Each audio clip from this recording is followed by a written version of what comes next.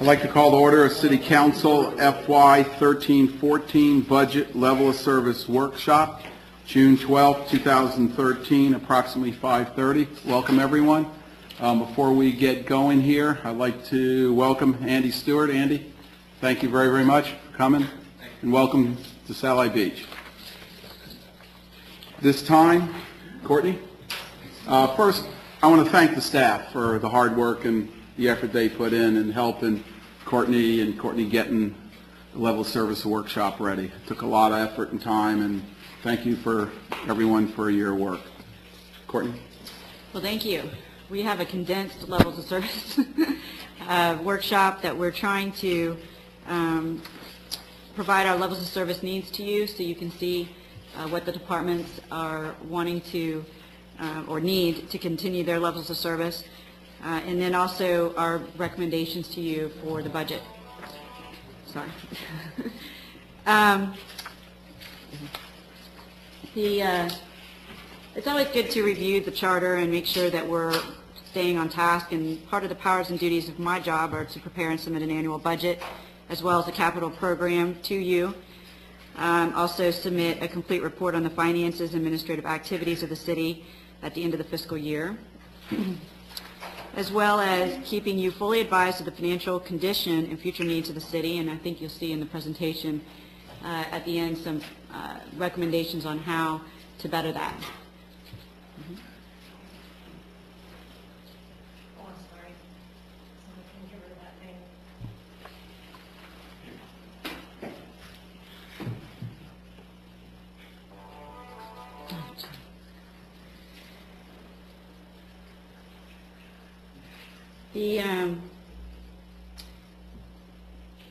Go back one?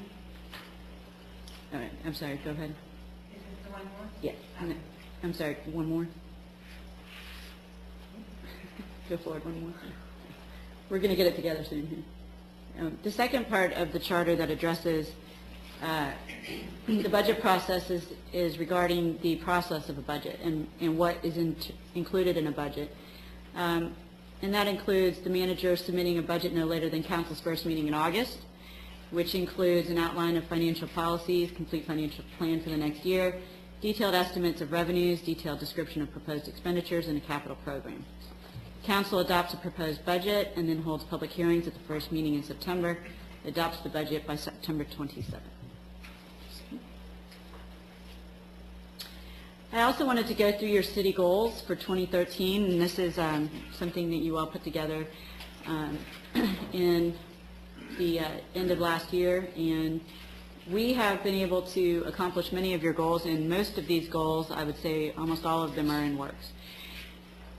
You did get the administrative house in order by hiring me. Good job. We did approve an organizational structure for City Hall, including the in-house staffing for the CRA. We are working on increasing the core of new and experienced volunteers, and a lot of that has to do with our CFAL programs and in the recreation department as well. We have been working very hard with the CRA. You will see an updated plan in July, or the CRA board will see an updated plan in July. The CRAC is going full steam ahead, and then the CRA board will be voting tomorrow night on an agreement to hopefully end the conversation on the unsettled issues regarding CRA funds. We also are we applied for a grant to address some of the issues with the impediments to new businesses, including the undersized lots, and et cetera. The business environment, you will see on your June 19th meeting, a process for streamlining the permitting process, simplifying the board approval process for site plans. And we're looking at the Pelican Coast development. We're looking at the comp plan policies that will be coming to you, hopefully to facilitate a more mixed use potential there. And then also in the modernizing technology, you did finalize the acquisition of RMS for the police department. They're moving full steam ahead in creating that the structure environment for that system. And then we are looking at new improvements to the finance department and hopefully funding that for the next year. We are trying to create a staffing profile next year to be able to resume the Beachcaster. We will be bringing a social media policy to you for the use of Facebook for the city, for the city to have a Facebook page. And I'm not real sure we want to get into Twitter, but we're going to try with Facebook first. And then also creating a city manager's blog. And what are the parameters that we would have in order to move forward with that? The city's website has been in a redesign mode recently to be a little bit more cleaner and easier and simplified for the user. And then currently with staff, we have been discussing savings and retirement and OPEB, and more recently we're discussing healthcare. So we'll be talking about that later in the presentation. A capital improvements plan will be included in your budget, your proposed budget, so that will be completed. And your comprehensive plan is moving forward for adoption. You will see in this presentation some efforts by the departments to improve on the CFAL program and what they need to do that with. And then also increased number of special events sponsored by the city. The staff will likely be making this an agenda item for you to get some direction on what you want us to do with that, and what are the parameters, what are you wanting, what are the goals of the city council in doing that. Okay? Next. I wanted to provide you with the graph showing the millage rate compared to property values, so some of the citizens and property owners can understand the relationship there. So many times when your property values fall, the millage rates go up, largely so the city can bring in tax revenue to maintain services. So when millage rates go up, it doesn't necessarily mean your taxes go up. In this case, it meant your taxes went down. It's just that the millage rate went up for the city to get in a minimum amount of property taxes during that time to function. You do have some budget environment issues that you will be needing to address, and the first would be, we did get a second highest property valuation increase in Brevard County at 5.5%. That would be different for the commercial and residential sectors. So it looks like the CRA may be slightly less than that, but the residential areas might be slightly more than that. But overall, throughout the city, it was a 5.5 increase. All right, we're estimating an increase in healthcare costs of 5%, and I'll address that later on in the presentation on some of the issues that we have in the healthcare. Pension costs, we believe that these will remain constant for next year, only really because we have people coming out of the plan, so, or retiring really. But the actual contributions that were required to make the percentage contributions went up for police and fire very slightly, which is a good news for us. Most cities are seeing very large increases year to year, where ours is rather stable. We do have the Patient Protection and Affordable Care Act, which will be a major impact on us next year, including not only from a fee standpoint, there's lots of fees included in that, including a administrative fee as well as a fee on the actual plan itself. That will likely not take effect until the middle of next year, but we do need to budget for that. The other issue is the 30 hours or more. There is a test on employees that work 30 hours or more. It's not that they used to work 30 hours or more and then you get to, or work that, and then now the Health Care Act is coming into play and say, okay, we're not going to give you that anymore. There's actually an actual test. There's 3 ways to do that, and we would have to do those analyses to be able to make sure that we're in compliance. Now we're going to move into the department's levels of service. Each department will kind of give you their goals and needs for the next year, as well as some of the shortages they've experienced, and then we'll go into my recommendations for the next year. Okay. I'm going to do this one. This is the Support Services Department. One day, Andy will be doing this. These are the functions of the Support Services Department, which includes my office at this time. Also is Human Resources, Procurement Program. This would be all the bidding and RFP, basically purchasing policies that we will be developing in the next year that will be housed in this department. Information Technology and Finance. Finance is our largest department. It includes accounts payables, payrolls, budgeting, auditing, reporting, and grants administration. And those sound easy, but each one of them are very large tasks that we do daily. There are currently major staffing shortages in finance. Unfortunately, in support departments, when you cut those departments, you really can't cut a service that just goes slower because there's no real services to cut. We have to do that. And right now, we're getting a lot of complaints from vendors and things like that because of the timing it takes to get checks out and so on. And so we definitely need to address that in the next budget year. We do have major capital needs for our information technology, including major software upgrades for both finance, recreation, and then also building and zoning, not necessarily next year, but in fiscal year 14-15. We definitely have a need for backup staff for IT. The one thing that Adam is here. Is he here? There he is. Adam is our IT guy. And when Adam is gone, there's no IT guy. So if something happened to Adam, God forbid, we would be lost, and so we will be addressing that next year and how we can deal with that. And then we also have an administrative assistant need for the city manager's office, and this has more to do with the Beachcaster, and also the fact that I've double booked myself at least 3 times, and there's definitely one of those administrative assistant needs in City Hall. The initiatives and goals for the next year would be update budgeting policies, the budget document, and reporting, and that's the biggest thing that we're doing right now. We have a month to prepare your proposed budget, and that's all we're thinking about right now.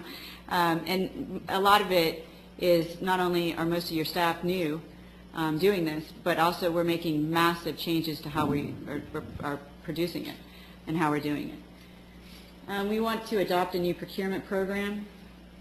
And then update the finance software. We are currently updating the personnel policies, and we have a department head team that has started on this already, and we're working through those issues now. And this will be, we're anticipating a completion date of June 2014, basically next year. It is very lengthy to work through this, and our personnel policies have not been updated for a very long time. So there's missing a lot of things, like things that a lot of other cities have, like workplace violence procedures, and we're working on a workers' comp procedure, and just some major things that we need to include. Why is it such a lengthy process? Because we look at a lot of other cities and what they've done and what our processes are. And you have also new city manager, and we have, here's some other ways to do it. This is what I've seen in other cities. And also what departments have done over the years to make up the gaps is create their own policies and to deal with it. So you have different departments doing different things, and we're all trying to work together to figure out what the best way to do it across the board is. Okay. These are our service needs for next year, which would be the full-time accountant position. That would be the issue that we need the most. That has to happen. If it doesn't, then we're just going through another year of people working till midnight and checks getting out too late. And we do, even in recreation, we're getting teachers getting paid late and things like that. And those are people who are depending on money. We get sometimes calls from vendors who are waiting for our check to do payroll. So it's very important that we get the checks out in a timely manner, and we're just not doing that right now. One full-time administrative assistant position, and that would be for the Beachcaster and for myself, and then a finance software upgrade, as well as a part-time IT assistant. And this may not happen this coming year, but be more programmed for fiscal year 15. Okay. And that's all I have. Did you want to go through all of the departments and then do questions? Council, questions for that? I'm good. Okay. Yeah, we can go through them all. Go through them all? Yeah, that's fine. Okay. So Courtney, what we'll do is go through them all. We'll have a discussion, then we'll open it up for citizens' comments. Okay. Next would be the city clerk's office. And just to give a precursor, we are separating the city clerk's office budget out to be their own budget. A lot of the things that the city clerk's budget were in the general services budget area, which only pertain to her department. So it got to a point where, when they're doing that much, they just need their own budget. So that's what we've done.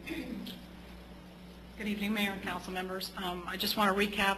A lot of you may already know our functions, but the city clerk's office is considered the hub of the city. A lot of influx calls come in where we have to disseminate what the purpose of the call and how to help those citizens, the department heads, the council, to other agencies. And so it's very important that the people that represent the city clerk's office are professional and provide a courteous, efficient, and effective information to all of the public. We are also considered the secretary to the council and municipal corporation. Some of the tasks that are mandated by statutory and city code requirements are the codification of our ordinances, which is our city code book. The city clerk is considered the elections official for the city. I am also the RMLO, the Records Management Liaison Officer, which also encompasses trying to maintain records requests, trying to maintain the inventory, the disposition records with that respect. We also attest and do notary services. Currently, I'm maintaining the city's portion of the website and the CRA's website. I'm also required to certify the truth and millage every year. We are also responsible for all boards and committees and staffing those, and also assisting in any capacity that those members may need, and as well as training with regard to handling those boards. I am also responsible for making sure that all financial disclosures with the boards and committees are submitted in a timely fashion according to the Commission on Ethics through Brevard County. We are also responsible for all the business licensing that take place within our city limits according to our Chapter 205 of the Florida statutes and also our city code. And we also maintain the alarm permits that also assist with the police department and fire department for emergency services. Some of the shortfalls over the last 4 years have been staffing levels have, as you well know, budget has declined, and with that also staffing levels declined. The needs have not changed, so it's a challenge to continually keep at a high level of professionalism and provide efficient, effective service. That has been a challenge over the last 4 to 5 years. What I'd like to try to indicate is that with the boards and committees last year, it was a challenge to keep staffing at the maximum required to house and host those boards and committees. So I find that that's considered something that can be improved upon. With the changing of the guard, if you will, a lot of people retired, budget cuts, people leaving the city. It's imperative to have administrative training support that is up to date with all of the statutory requirements, and laws change, daily, monthly, and I think that's important. It's a shortfall currently. We have new staff that has been hired. I have one that's almost been here a year and one that will be here almost 6 months, so it's critically important for training. With the council chambers, since I've been the city clerk, I've noticed the sound system needing to be improved. Adam is currently working on getting the issues rectified and looking into the cost factors for the sound system. And so that is, again, something that has been a challenge over this last year.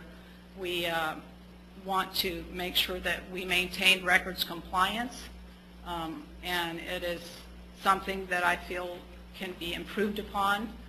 We recently have contracted with our copier contract to try to get all of our important documents scanned with OCR capability for optical character reader for word searching, and it is our hope that we will eventually have a much better enhanced records management system that can fluctuate and help across all departments as far as retrieval of information. Another potential solution with the staffing shortfalls, not to say that it's a must, but it's a recommendation. With the peak periods that we have here at City Hall, I would potentially recommend maybe having a receptionist that could be in the foyer area that could answer calls to disseminate forms in a way that can help our in-house staff get their job done and have the time to do what they are required to do. If the council so chooses, they can evaluate the boards and committees and see if there's a potential for any of the boards to have maybe a secretary with one of the board members. That would be another potential solution to some of our staffing. Again, I can't emphasize training is really, really important with regard to sunshine laws, with regard to public records management, with regard to business tax receipts. There's just a huge gamut of information that they're required to know, and I would like to make sure that our staff is doing a good job at what they need to know and implement that.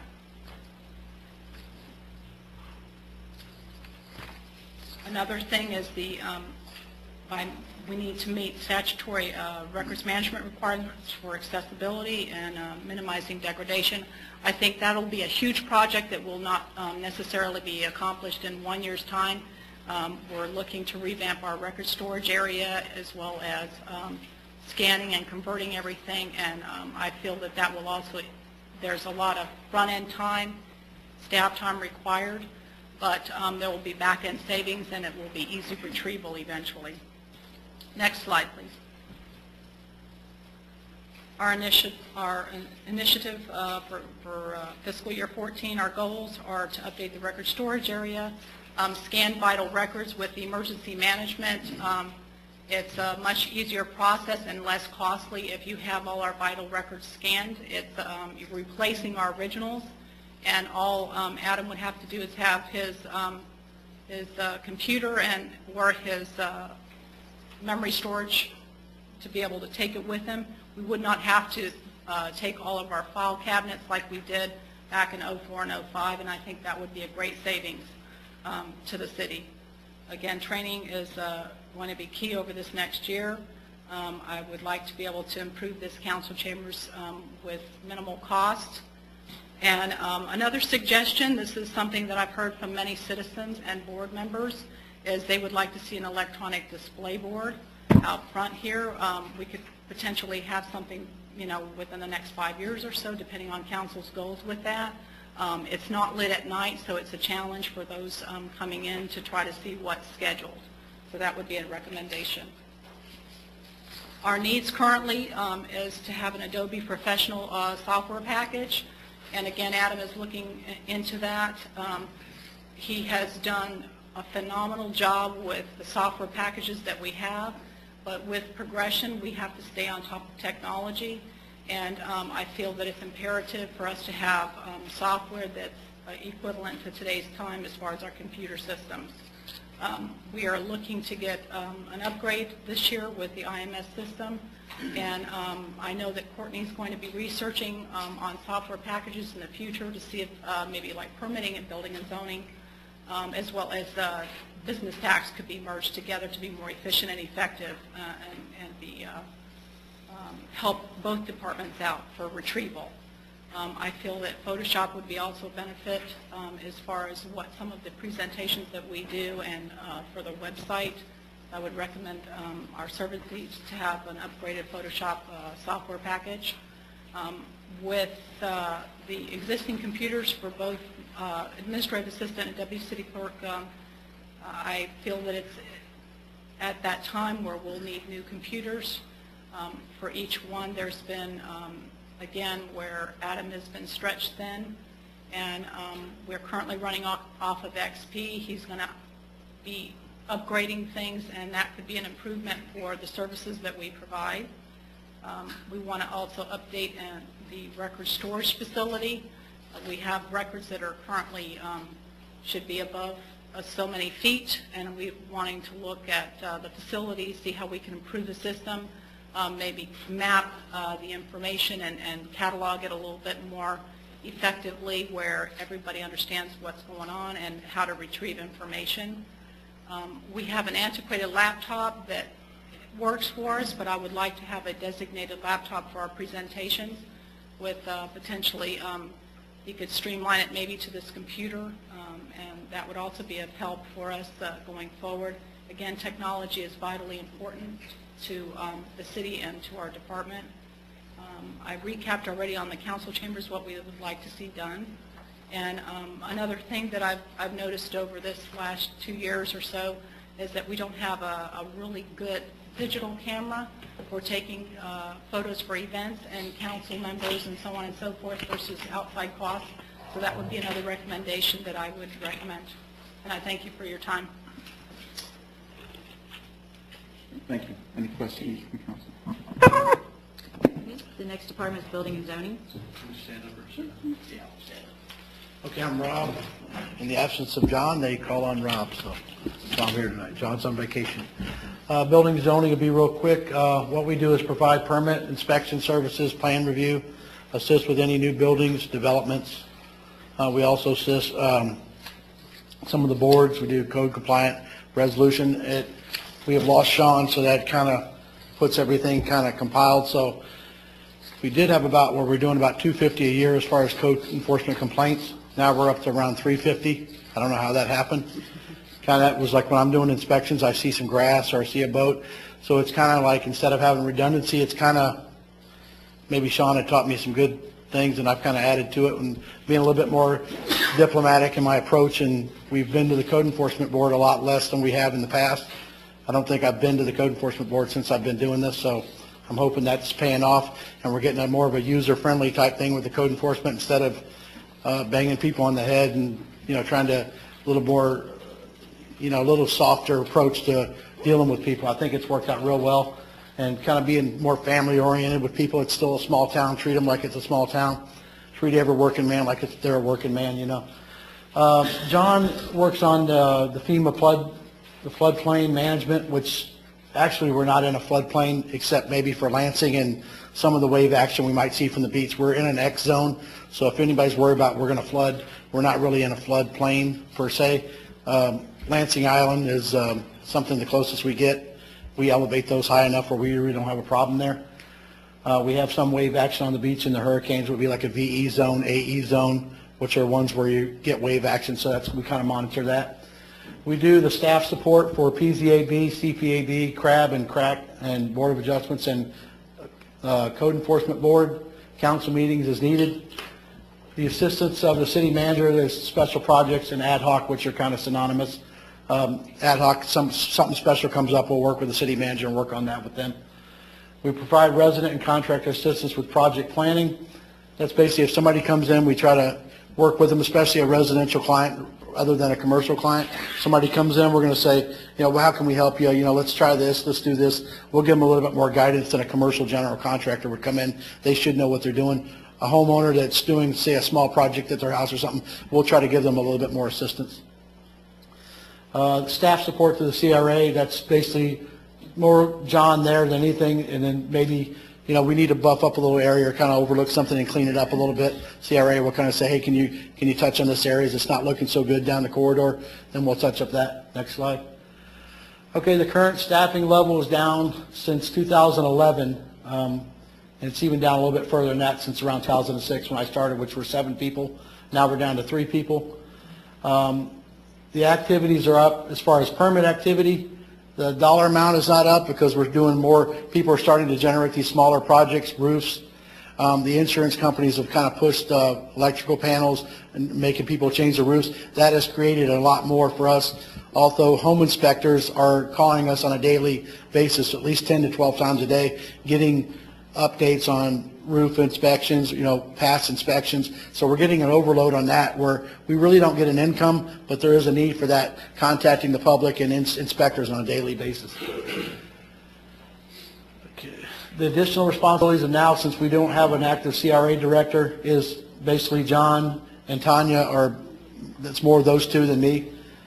or helping out with the CRA and kind of doing some of those things until we get that settled and kind of get that person in place. So we're kind of picking up the gap there a little bit until we get someone more permanent.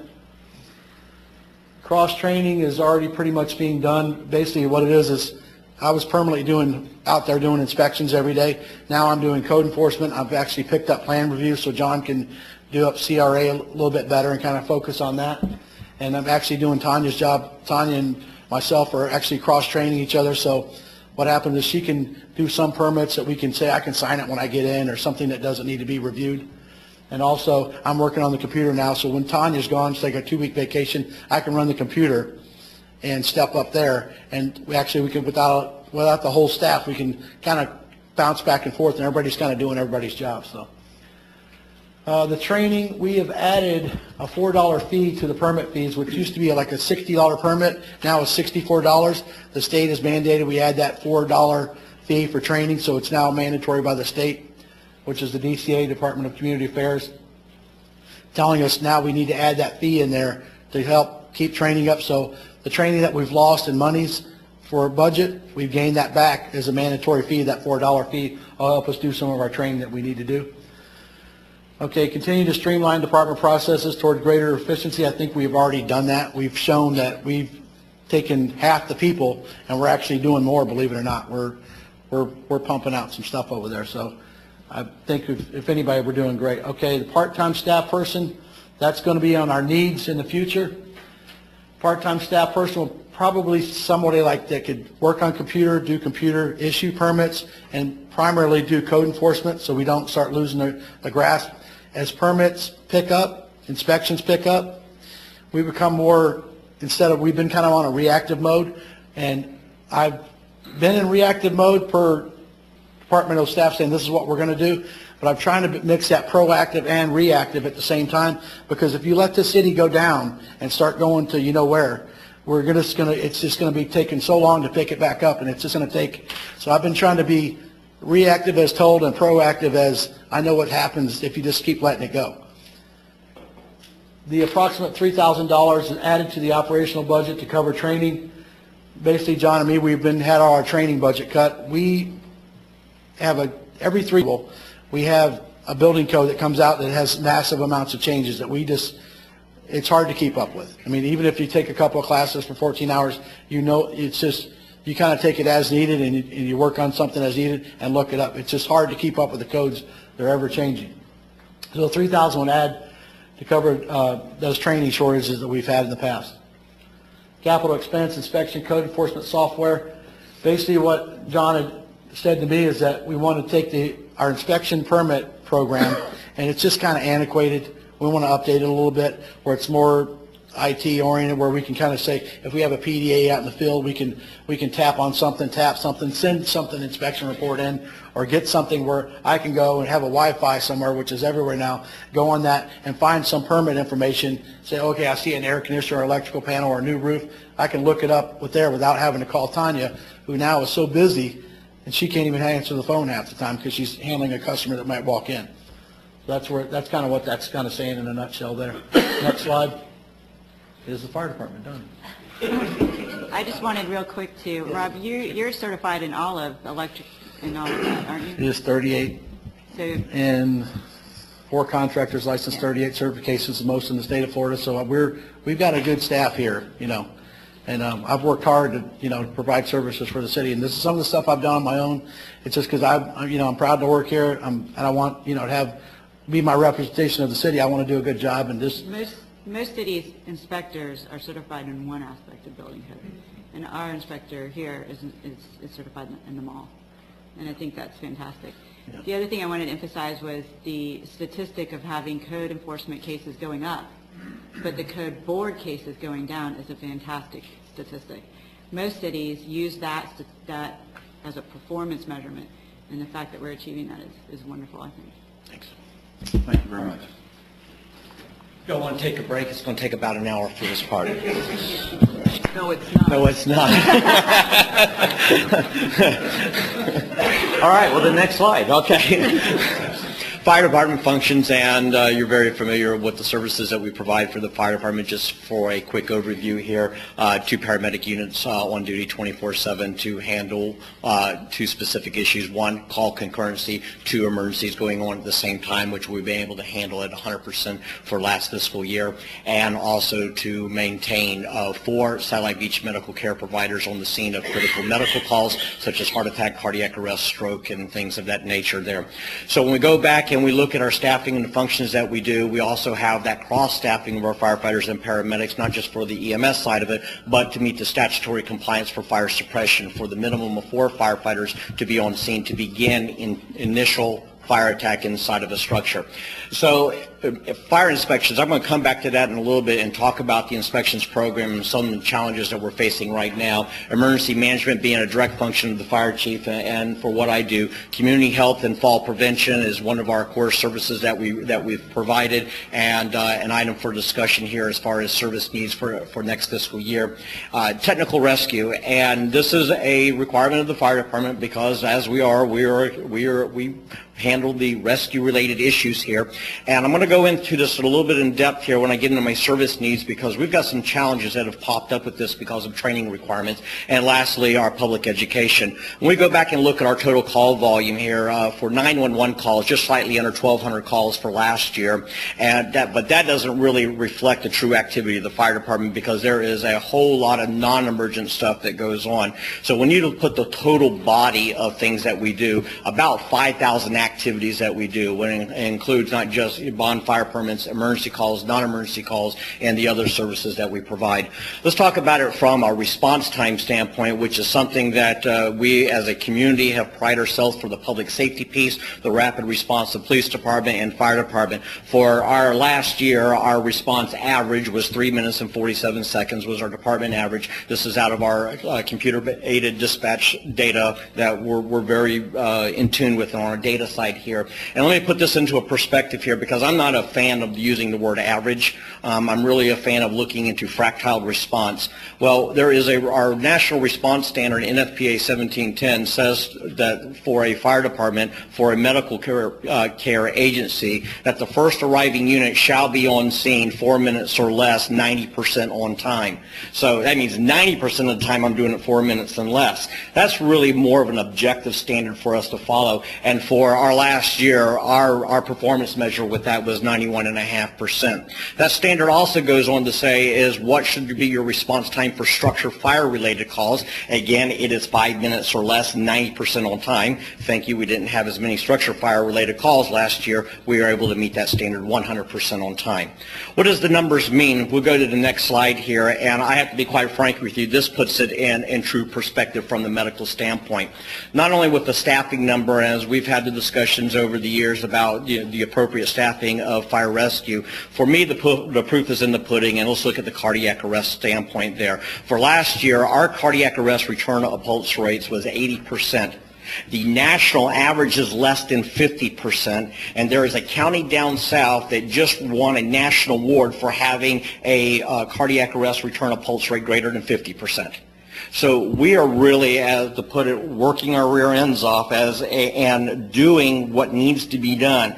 Now, can I guarantee you an 80% return of pulse rates in cardiac arrest next year? No, because there's a lot of variables involved in a cardiac arrest. How long was the person down, unconscious, without a pulse before 911 was even dialed? There's a lot of variables, but there are some things that I can control. I can control response time, I can control the number of people responding, and most importantly, I can control the quality of the education and the training of those paramedics that are providing the care. Those are the variables that you as the fire chief am responsible for, and I believe that when we look at what personnel are doing, this isn't me, this is our firefighters, this is just really hitting it home as to what the citizens look at. Next slide, please.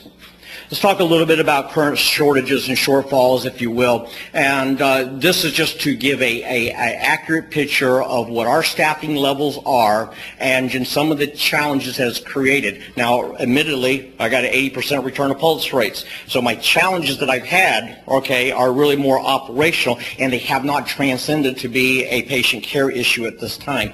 Let's go and talk, and I'm going to go to the right hand of the screen and talk about the vacancy that we do have. In fiscal year 11-12, 2012, one firefighter paramedic position for a shift was vacated out. We had an employee who had resigned to take a job elsewhere. That position was vacated out. It's still an approved position, but there was no funding for that. And so we went from 15 shift personnel to 14 shift personnel. So that's the one vacancy that we do have. Now, you may hear some rumors because I do have 2 openings right now, but those are funded positions, and we're going through the process of hiring and testing at this time.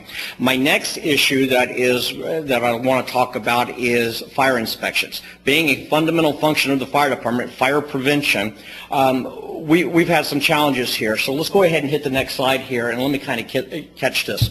So for my shift people, what's the optimum staffing? And we've gone through our data here, and obviously a minimum of 4 medical personnel on duty is the best staffing. But we maintain or have attempted to maintain 5 people per shift. Why? It's because that allows us to have somebody off for vacation, sick leave, family medical leave. We've had a bunch of babies born in this last year, and education leave, and it allows one person to take off without it generating overtime. So I have currently 1 shift that, from a permanent standpoint, budgetary, I only have 4 people assigned to that shift. That means every hour that is taken off, that we have got to come up with a way of covering that, and our method of doing this is the overtime piece. So the reason why we do this is to minimize overtime exposure. Has this created a challenge as far as operations? No, it has not. What will it mean to me for the next fiscal year? Well, because it increases my overtime exposure and fiscal constraints that we have, I have to take the unpopular decision, and sometimes I don't get Christmas cards because I may have to freeze out and say, okay, we've got to freeze vacation leaves for the next couple of months so we stay within our overtime allotment. Well, granted, that is certainly the purview of a department head. We have to work with the budgetary constraints that we have, but listen, people like to take their time off. They've got holidays, I got families, they got things that they would like to do, and as some have put it, and I agree with them, this is the time I've earned, I should be able to take it off. So we'll manage it even if I still keep that position open and frozen out there. But there is a little bit of a consequence that comes with this. Let's talk about the fire inspection piece. And let me ask you to follow the bouncing ball here, because I've got to give you a 3-year history here.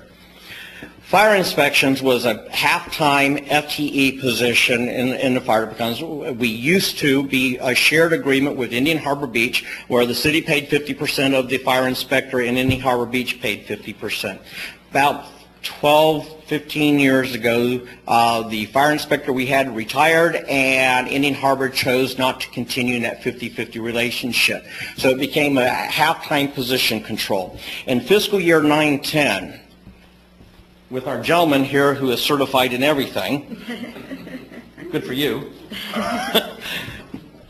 and because of budgetary constraints, which was rightfully understood, and because Rob Perry was a fire inspector, and at the time, building permits were down, and to be quite frank with you, we needed to provide some support over here. That half-time FTE was transferred to the Building and Zoning Department for Rob Perry to do the fire inspections. It was still done under fire department oversight, because as the authority having jurisdiction, the fire chief, I can't subjugate that to somebody else. That's my responsibility.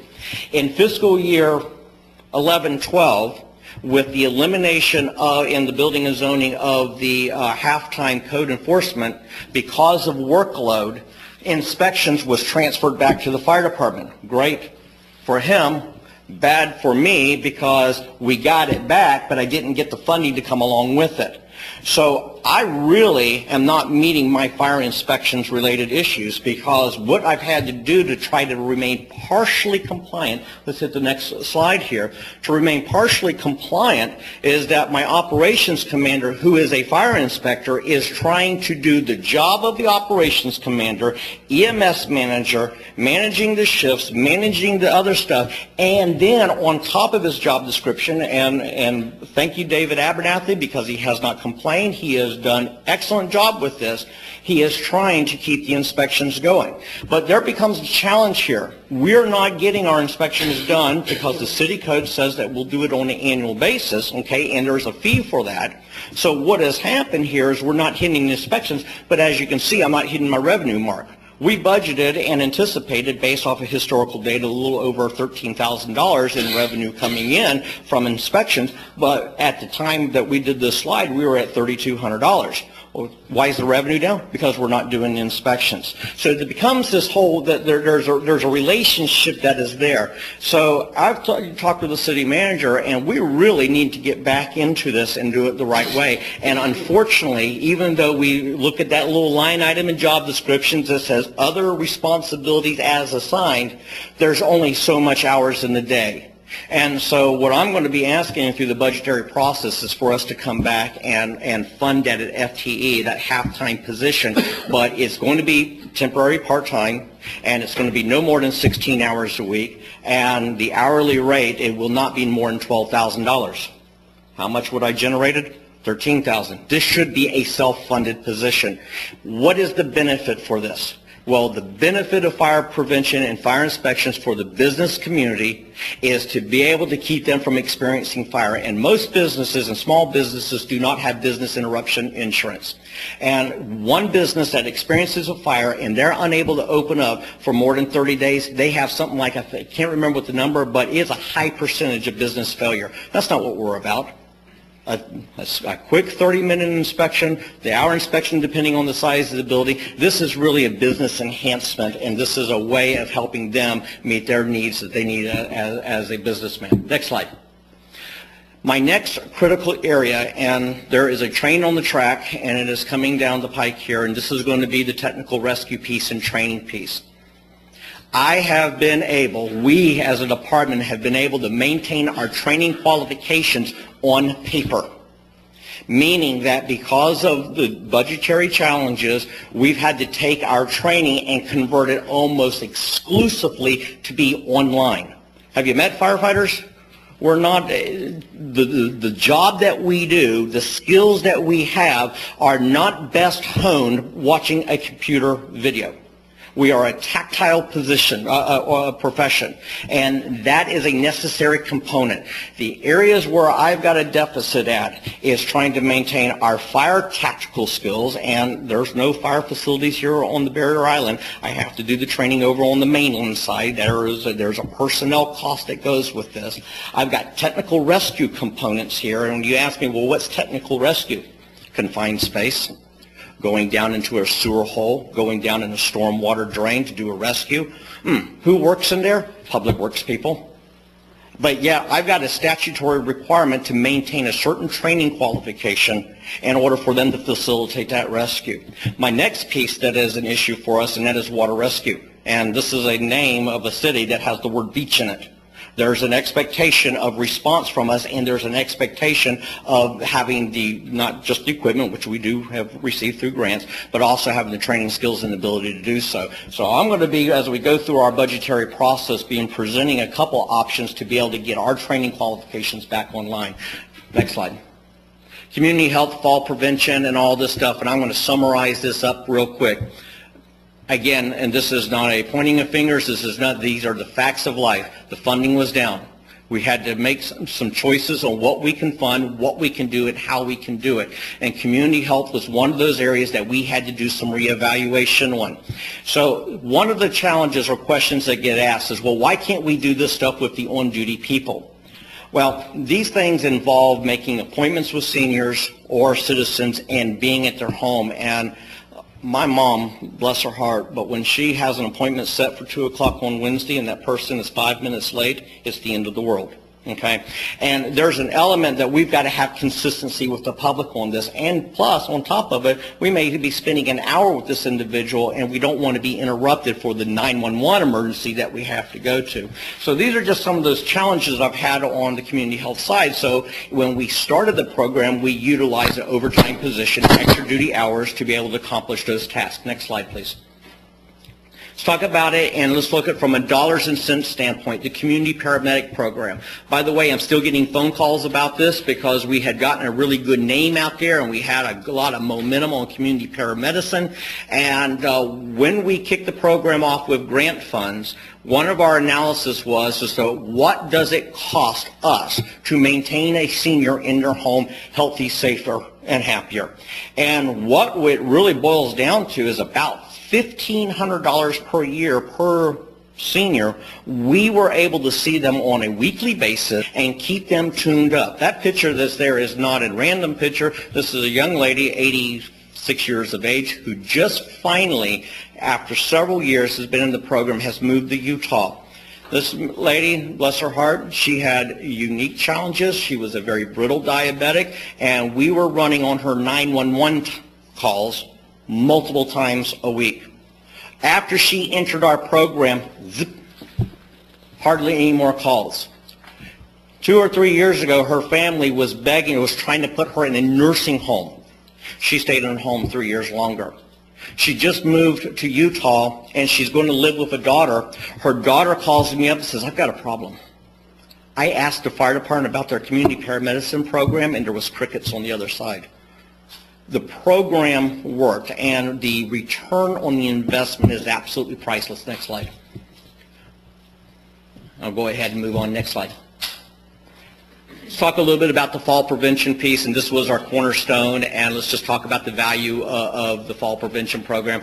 A senior 65 and older falls and breaks a hip. I will tell you 20% of them will die within 6 months to 1 year directly because of that injury. This is an absolute life-saving program that we did. When we look at the direct health care dollar cost to that individual, slightly over $40,000, but that doesn't take into account the indirect cost over the lifetime. And a fractured hip, when you look at it to that family, we're not talking a $5,000, we're talking a $100,000 event.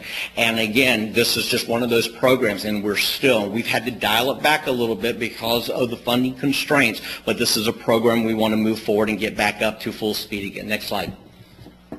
Let's talk about some strategies here, because as we kick programs off, my goal was, with a lot of things that we did, is to build an ability for it to be sustained, not that we have not to use tax dollars to do so. And we had great momentum going, and with grant opportunities and other things, and as we had to dial back a little bit, we've lost some of those.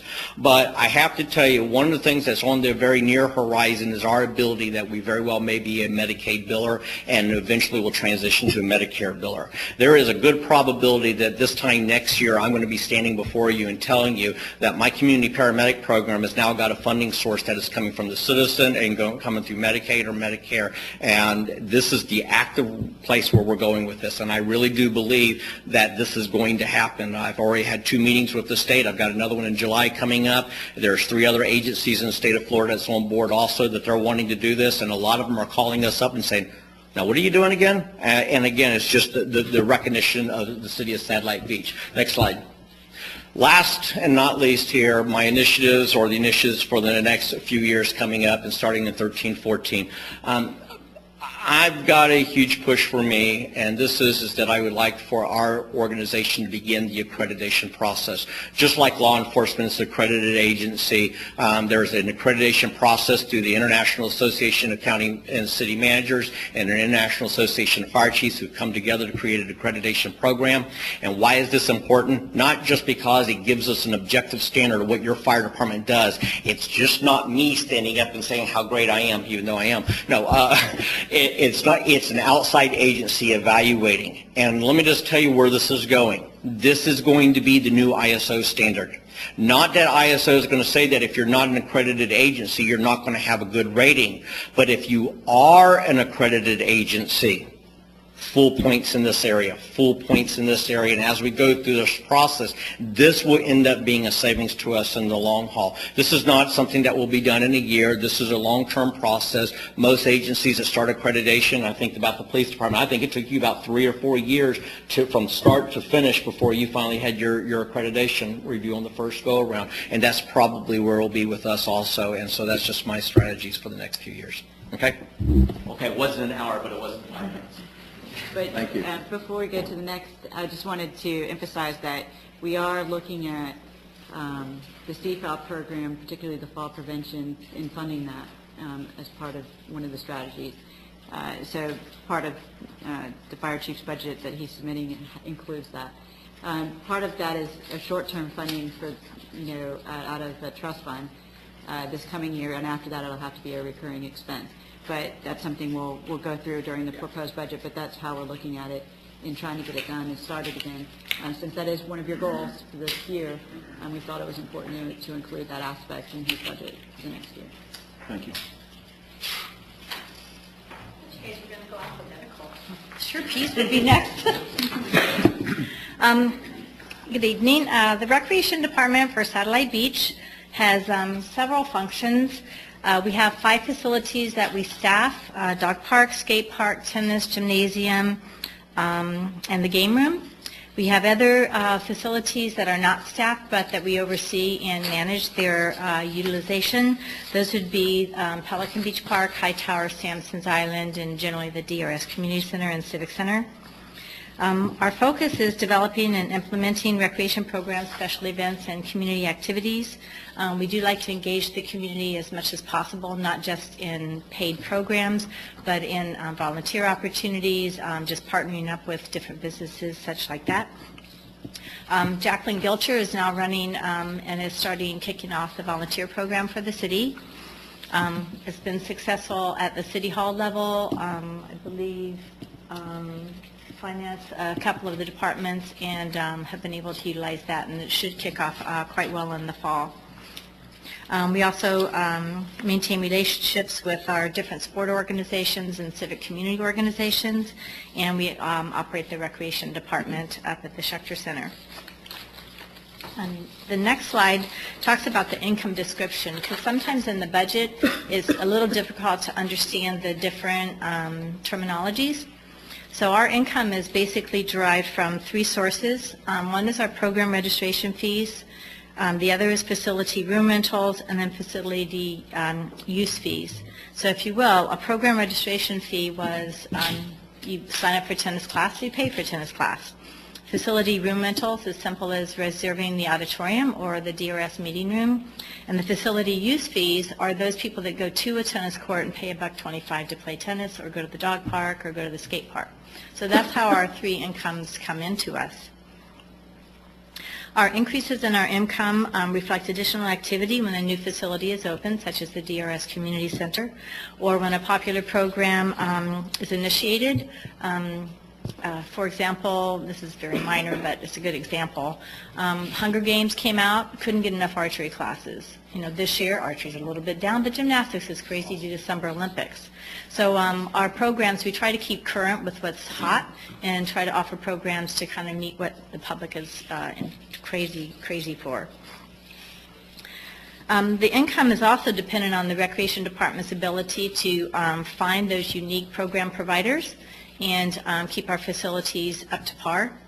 The summer is absolutely crazy for our different varieties of programs.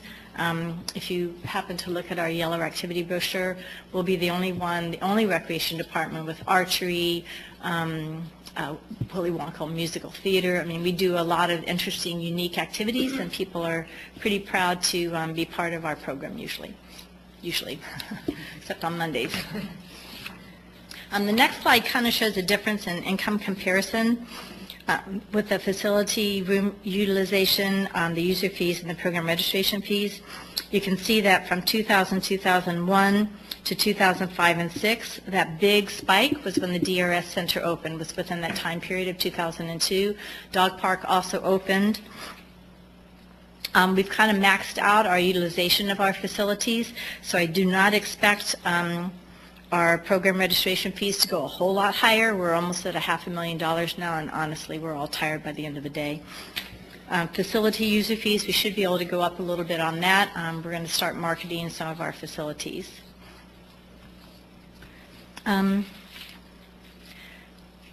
Our current shortages and issues. We do have 1 permanent part-time office staff position that's not filled as a 20-hour-a-week position.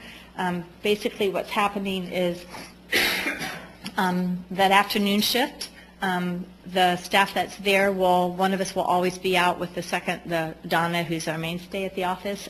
Especially in the summer, we always need 2 people up in the front office. So Cassie or myself will go up there and take turns, but it puts us back on our work because obviously we should be doing director work or programming work, but it's been all good. The facility hours, the total reduction in facility hours when we were doing our incredible budget crunching in the last year and a half or so, we had to tweak the open hours to the public at our staffed facilities, Dog Park, Skate Park, to the tune of about 273 hours per year between the different 5 facilities. I'm not as concerned about that so much, because really what we did was we found the major use time and then shaved off some hours. So if you normally came to the skate park from 8 to 9, we would close at 8 and make you come from 7 to 8. And people didn't walk away because we shaved those hours, but any more shaving, it kind of becomes just ridiculous. The one that was hit the most was the gymnasium. We only had 2 open days for open gym throughout the school year. It's kind of a bummer for the kids.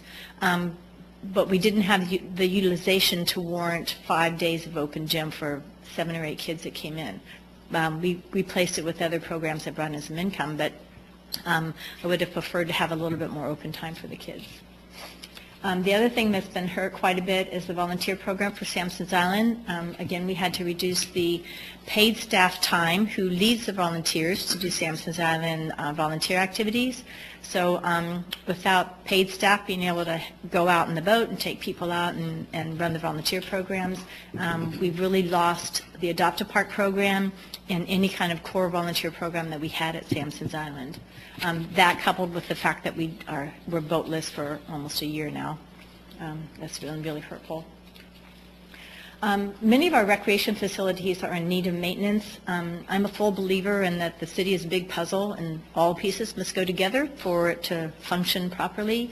If our recreation facilities are in dire straits, which a lot of them are in need of repair, Public Works is down staff, I need to champion for Public Works facilities and their budget, because they make us shine. Finance, if they can't get the work done for our people, then we look bad, and they don't understand that it's because Public Works is short 5 people and Finance is short 3. They just look at the rec department, like we can't get our act together. But so we always need to, in recreation, we always need to look at the other departments because they support us so tremendously. The facility use hours were just kind of interesting. Again, because we tweaked, shaved off hours on the end, we really didn't see a huge fee reduction when the hours went down so very much. It just kind of leveled off. What we have seen is the inability to recruit a lot of new people because we have such restricted hours. The next slide shows our initiatives and goals. We'd clearly like to get that permanent part-time position filled or end up with a really solid volunteer that can be there a lot for us. What would be really great, and I've noticed that I'm just not getting around to run special events and special activities at the different facilities, and in order to bring a facility, engage the community, and get everybody excited about, say, the skate park or the dog park, you've got to be always on top of providing activities or new programs or greeting people or something. And I'm just not able any longer to do director position and the things I'm doing, plus hit every facility every season 2 or 3 times to do some special event. What would be great is if I wasn't paying these staff people minimum wage, and I could hire somebody like I have at the tennis courts in Lori, pay them a little bit more, and hire somebody who can do the programming for that facility. Great example is Lori's at the tennis courts. We pay her about $11 an hour, but that's her job. She takes money in, but she brings programs down there right and left. We bring in $17,000 in the tennis courts. Now at the skate park, pay kids minimum wage there. They don't have the skill or the ability to bring in those type of programs. They can help me when I schedule them and I plan them, but they can't develop them themselves. So that would be one of the things that would be great to be able to have. We need to reintroduce the Sampson's Island Adopt a Park program. That's more important than trying to get programs at different facilities. Working with Public Works to develop a plan to assist in addressing facility maintenance issues. I put that on there because between the if we can come up with a plan and we know that there's a project moving forward, if we got volunteers, for example, to aid like we did with the nomads that were here with the church, they came off and painted the Civic Center, painted it like that. If we had the projects in place and we had a volunteer group that came up and said, what can we do? I'd love to be able to say, well, here's the next thing in line. Public Works knows about it. They know where to get the paint. I would just kind of plug all that in together. We really need to introduce online registration for recreation programs if that's at all possible. I mean, it is possible. People do it all the time. But if I could do it, and then permit the use of credit cards for payment. If we could get credit cards being used at the rec center, we probably would eliminate just the deposit refunds for the facilities. In the summer, Christine will do 2024 deposit refund vouchers a week. We've got 5 pavilion rentals times 2 days times the meeting rooms, so it's just a lot of clubhouse 3 times a week. So there's at least 20 vouchers just for deposit refunds. You put them on a credit card, you just just redo it back to the credit card when it's done. It would save a lot of time for them. As far as service needs, our recreation registration package crashed in May. That was really exciting with the summer registration. Wasn't it, Christine? Adam was able, with his magic, to work with RecWare to bring that back up, but we don't believe we've got, I don't think I'm using the right word, memory. I call it memory and he calls it something else. Database capacity. We don't know what database capacity we have with this change, or with the fix that they gave us. So real soon, it's 10 years old. Well, no, how old is it? About 10, yeah. So real soon, we're going to have to get a recreation registration program package. How important is that? $500,000, $460,000 just in program fees by handwritten receipts is just not going to cut it. And when the reservation facility program fails us, we're going to have a nightmare of double booking. It's just going to be a mess. So I would like to look for replacing that as quickly as possible. The ideal time to replace that is August, because all the summer programs are done and gone and they're like archived, and fall hasn't started. Once we try to replace that package in the middle of the year, it's a little bit harder because of the reservations and people's payments. But that's kind of critical for us. If I can get additional part-time hours to develop and implement the Adopt a Park program, I did include those hours in the part-time budget Christine and I have worked on. Additional part-time hours to fill the office vacant position. That would be almost last on my list. I'd rather work really, really hard and get these other things done besides that.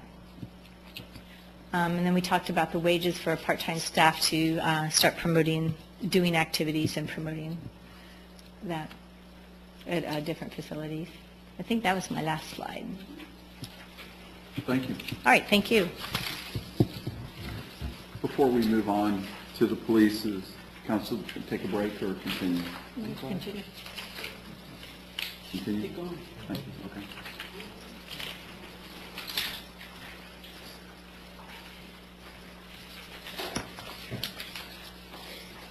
And you don't get an hour either. If I'm up here longer than the fire department, I've got a hook in the back that's going to gong and take me out. Everybody's drawing, taking that right out of you. Good evening, Mayor and members of council. It's my pleasure to be able to do the levels of service and to be able to talk about the police department. Our functions are, I think, very well known. I don't think that the citizens really understand all of the things that we do. I think that this council understands a good majority of the things we do.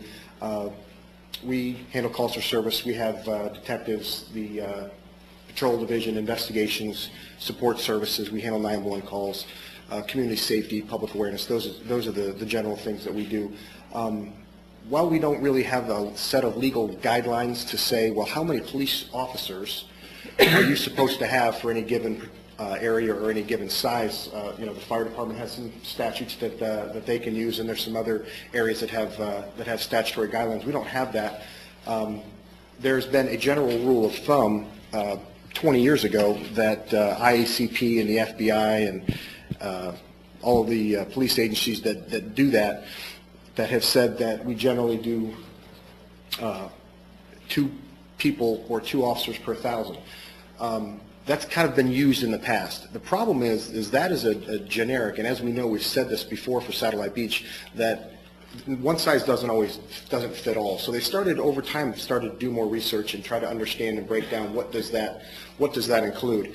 And I think if you look at the things that we do, responding to calls for service and looking at officer safety and conduct prevention and proactive patrols, patrol tasks, criminal investigations, and provide constant supervision, if you start to look at that, you have to pair with not only just how many people you have that you have to respond to and how many calls and all the things that you can count, but you also have to look at community expectations. And I think that that's really the most essential thing here in Satellite Beach. I think that it would be very clear to say and accurate to say that the community expectations at Satellite Beach are significantly higher. And I think that we know that and we embrace that. And that's what actually draws people to Satellite Beach is those higher expectations, which means that you can't just plug in 2 per 1,000. If you look at some of the national averages, we just went with some of the southern areas, not to get too broad. The southeastern United States have 2.4 officers per 1,000 residents. The Brevard County cities right here have 2.3 on average officers per 1,000. And of course Satellite Beach right now has 2.1 officers per 1,000. And you also have to consider that 2 of those 21 are in the schools for 10 months a year. While they're performing a function there, and it's an important function, it's still 2 less people that are not driving by your house and handling calls on the street. I think this is a pretty telling chart, and what I'd like to, everybody can see the chart and you have it in front of you, and a lot of the statistics are clear, but I think at this point I'd like to describe some of the problems that law enforcement has had over the years in trying to address these exact issues that we're talking about. And that is, we are unfortunately a victim of our own success. Because what happens in police work globally is you have crime that increases. So you add police officers to say, we have crime. We need people to handle that crime. So you hire police officers, they go out to handle the crime. Okay, they do the proactive things, they handle the calls, they respond to the domestic disputes and the shots fired and all those things. Then you have the appropriate police officers doing the appropriate things that they're supposed to do with the directed patrols and the things that we talked about. So then what happens? Well, crime rate goes down because now you have police officers that are trained to go out to look for things and to be proactive, to spot problems, to reduce crime, to prevent crime, and then to react to crimes in progress. So crime goes down. Well, then crime goes down, and it continues to go down because of the proactivity and because of the patrols and all the things that you saw on the list. Well, then people come in and say, well, geez, you know what? There's no crime here. There's nothing going on here. This is a real safe place. So what do we got all these police officers doing? We don't need all these police officers. So they cut the police officers, and then what happens? Well, it's not rocket science, right? Then now you don't have the people to do the things that you did to reduce the crime, so now you're just being reactive. So now someone calls, and yes, if our entire function, if all of Satellite Beach said, well, we just want you to just sit there, and if someone dials 911, I want you to go handle it and come back, then we don't need that many officers per 1,000, right? But that's not what Satellite Beach needs or wants, and that's not what they're getting. But you start to see the trends, and as you see, the officer activity events, it's up to about 16,000. If you look at, say, 2010, and you see the 23 police officers, well, you've got less officer activities, and your crime rate's going down. You've got less calls for service, and you start to see the graph showing you that the crime is starting to trend down. Well, we're already seeing, because now in 2012, we're down the 2 police officers from the past year and a half, 2 years. So we're starting to see that trend change. And that's just because of the reasons I just said. If you don't have the ability to go out there and be proactive and not stop crime, but prevent it. And the other problem is, in our field, is we don't have the ability to put a number on what crime did you prevent today. If someone calls me and says, well, how is it that you can prove or show me You know, in this day and age of, I want to see the statistics show me that says a police officer driving around in a police car in a neighborhood prevents crime. I can't do that. The only way I could do that would be there's a crime area, and we put a police officer to stand there, and that crime area goes away. Well, then you could see that direct correlation. So it's very difficult to put a statistic on crime prevention, but what you can do is you can put a statistic on crime trends and crime rates. And when you have the appropriate staffing, with the appropriate officers, with the appropriate training, doing the right things, then you have the crime rate decreasing, and you have the proactive patrols happening, and you can see the crime rate decreasing. And it's really not very difficult to understand, you know, that's a direct correlation. Next. Again, just a graph to show you some of the shortfalls over the years. In 2000, the shortfall was 1, and as we slowly started to get the 05-06 shortfall was the increase in population with the annexation and the inability to catch up with the police officers quick enough. And again, you can see the graph there. I think this is another good stat to put, again, we like to talk statistics in 2013, that tends to be people want statistics for everything, and unfortunately, you know what they say, you can make a statistic say anything you want it to say, but there's some numbers that, you know, are just pretty obvious. If you look at, say, 2010, there was 3 detectives.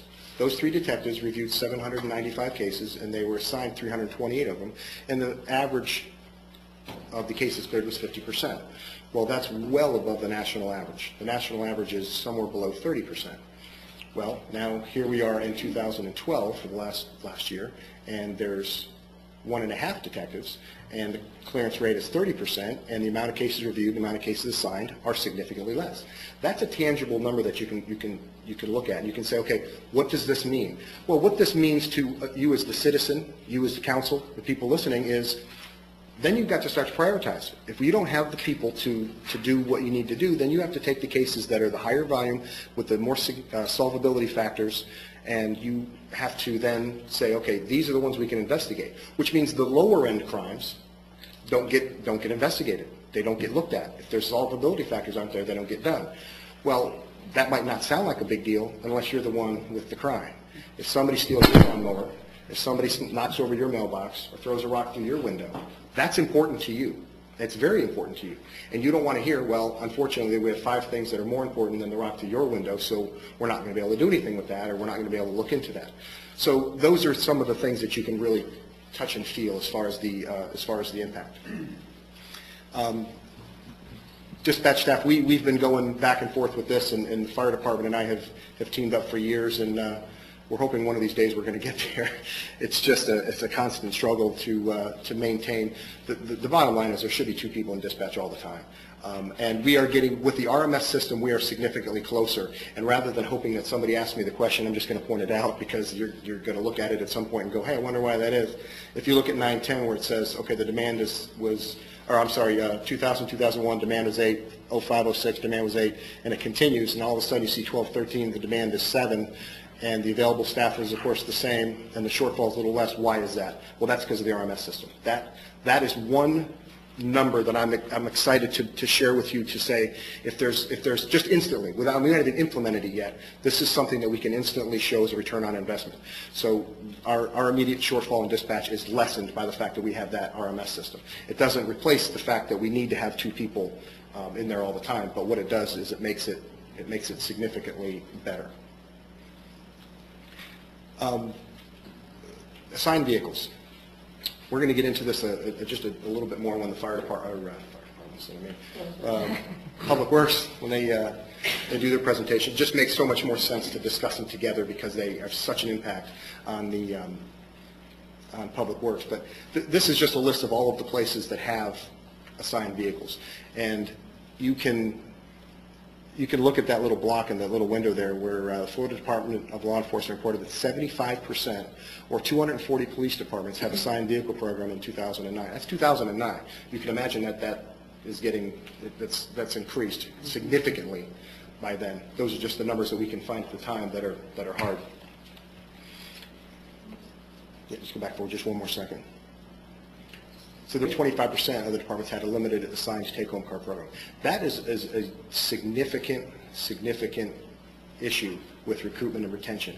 And folks, I didn't think 20 years ago that I'd be standing here talking to anybody about a take-home car policy or a program in police departments, because back then it was, I just want to work. I want to get a job. I just want to be a police officer. And I didn't realize when I started 7 years ago, I didn't even know when I got paid. I didn't even know what a vacation day was, because it didn't matter to me. But that's not the world we live in now. It's just not. And I want to end with just a very, very short story, because it just happened, and it's within the last year, and it tells the tale of where we are now with recruitment and with the Generation X and Y. And a woman was coming in to drop off an application for an open police officer position, and dispatch said, hey, she's here. I didn't know if you wanted to talk to her. And I said, sure, I'd talk to her for a minute. So she came with the application. We chatted for a minute. And about the end of the conversation, starting to wrap up. Now, this is just dropping off an application. This is not a formal interview. And she says to me, if I accept the job, when do I get my new car? I said, ma'am, I'm sorry, but A, I haven't even offered you a job, and B, I don't think so. It's going to be a little while. I said, you start at the bottom. You get the old, and it was shocking to her. And I'm not kidding. It was very shocking to her. It's a young woman right out of the academy, but that's just the difference. We've lost police officers over the last three or 4 years. We've lost police officers directly attributed to the take-home car policy, health benefits, and retirement. And it's not that the retirement's not good, but it's when you're talking about things like benefits, pay, health care, those are big things, right? Those are big, important things to everybody. But then when you talk about, well, the number one reason was the take-home car, and those were others just going to go with it, it tells you the gravity of the thinking of the people these days. So I'm recommending strongly, and I'm hoping that we can work towards achieving that, so that we don't continue to lose people for something that is very fixable. And that's just my little part of it. And when we segue into Public Works, he's got information, statistics, and numbers that just drive it home to make it just, well, I'd call it a no-brainer, but I guess that's a little biased. Service needs. The vehicle fleet that I just talked about, and that's the thing, is we're so close to being able to stop hot seating some of these cars and tearing up the budget of the Public Works. I'd like to reestablish the ongoing replacement program for the police department that we had for years and years and years. Unfortunately, times fell, and we didn't have a capital improvement plan citywide, so we ended up not having to mix and match and get things done, even though we had a capital improvement plan. So I'd like to reestablish that, just replacing the fleet. And as the budget allows, I would like to get back to restore the two positions that were recently lost, and get us to where we can get back to the statistics we showed you, where we're doing the proactive things, and we're doing what we are, and we continue to get the crime rate to decrease, and not get the trend that we have now where the increase is there, and stop that before it gets to be an issue, and then you're calling me and saying, why is this problem? And then, of course, the dispatch, the two dispatchers, again, over time, we really need to get there. It's not going to get any better, and you can only hold the water back from the dam so long, and eventually the dam's going to break. And I'm not saying it's going to break tomorrow, but it's just getting close in dispatch. And that's it. Real quick before Public Works starts, I just wanted to mention that the dispatch is actually an ISO requirement, and that is something we did get dinged on the last ISO rating, was not having a full dispatch team, if I read that correctly. Isn't that correct? So that is an ISO requirement, and we did receive a lesser rating because we only have 2 instead of 4. Thank you. Thank you very much for your time. Appreciate it. Good evening. And I want to echo what Jeff said. Thank you for allowing us to present our budget and to outline some of the issues that we have going on, that we've had going on, and try to work through some of those. The Public Works Department, our functions, most people know what we do. They know basically what we do, but don't know the depth that we go into. So building maintenance, ground maintenance, and ground maintenance is pretty extensive when you take into consideration all the ball fields, all the parks, all the city facilities that are taken care of with basically four-man crew. Roads and drainage maintenance, it's kind of vague there because it doesn't tell you that roads and drainage is also responsible for sign maintenance. They're responsible for sidewalk maintenance, gutters.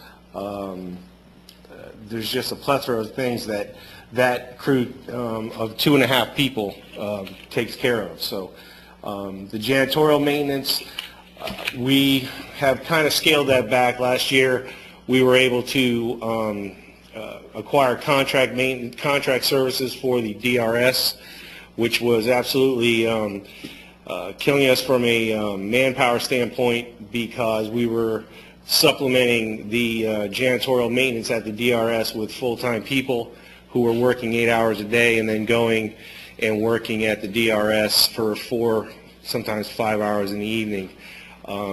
And when you work all day and then have to work at night, it doesn't make a happy guy or girl when they come to work the next day and have to do it all over again. The vehicle and equipment maintenance, we take care of all the vehicles with the exception of the fire department vehicles. They have their own maintenance budget. But the single mechanic that we have also takes care of all of our lawn equipment, small engine mechanics, and a lot of our generators, saws, and things like that. Sampson's Island maintenance. Since we've been struggling with people, we haven't gone over there as much as we used to go over there. Now we're trying to get back there. Now that we have a way to get over to the island, we like to send somebody over there a couple times.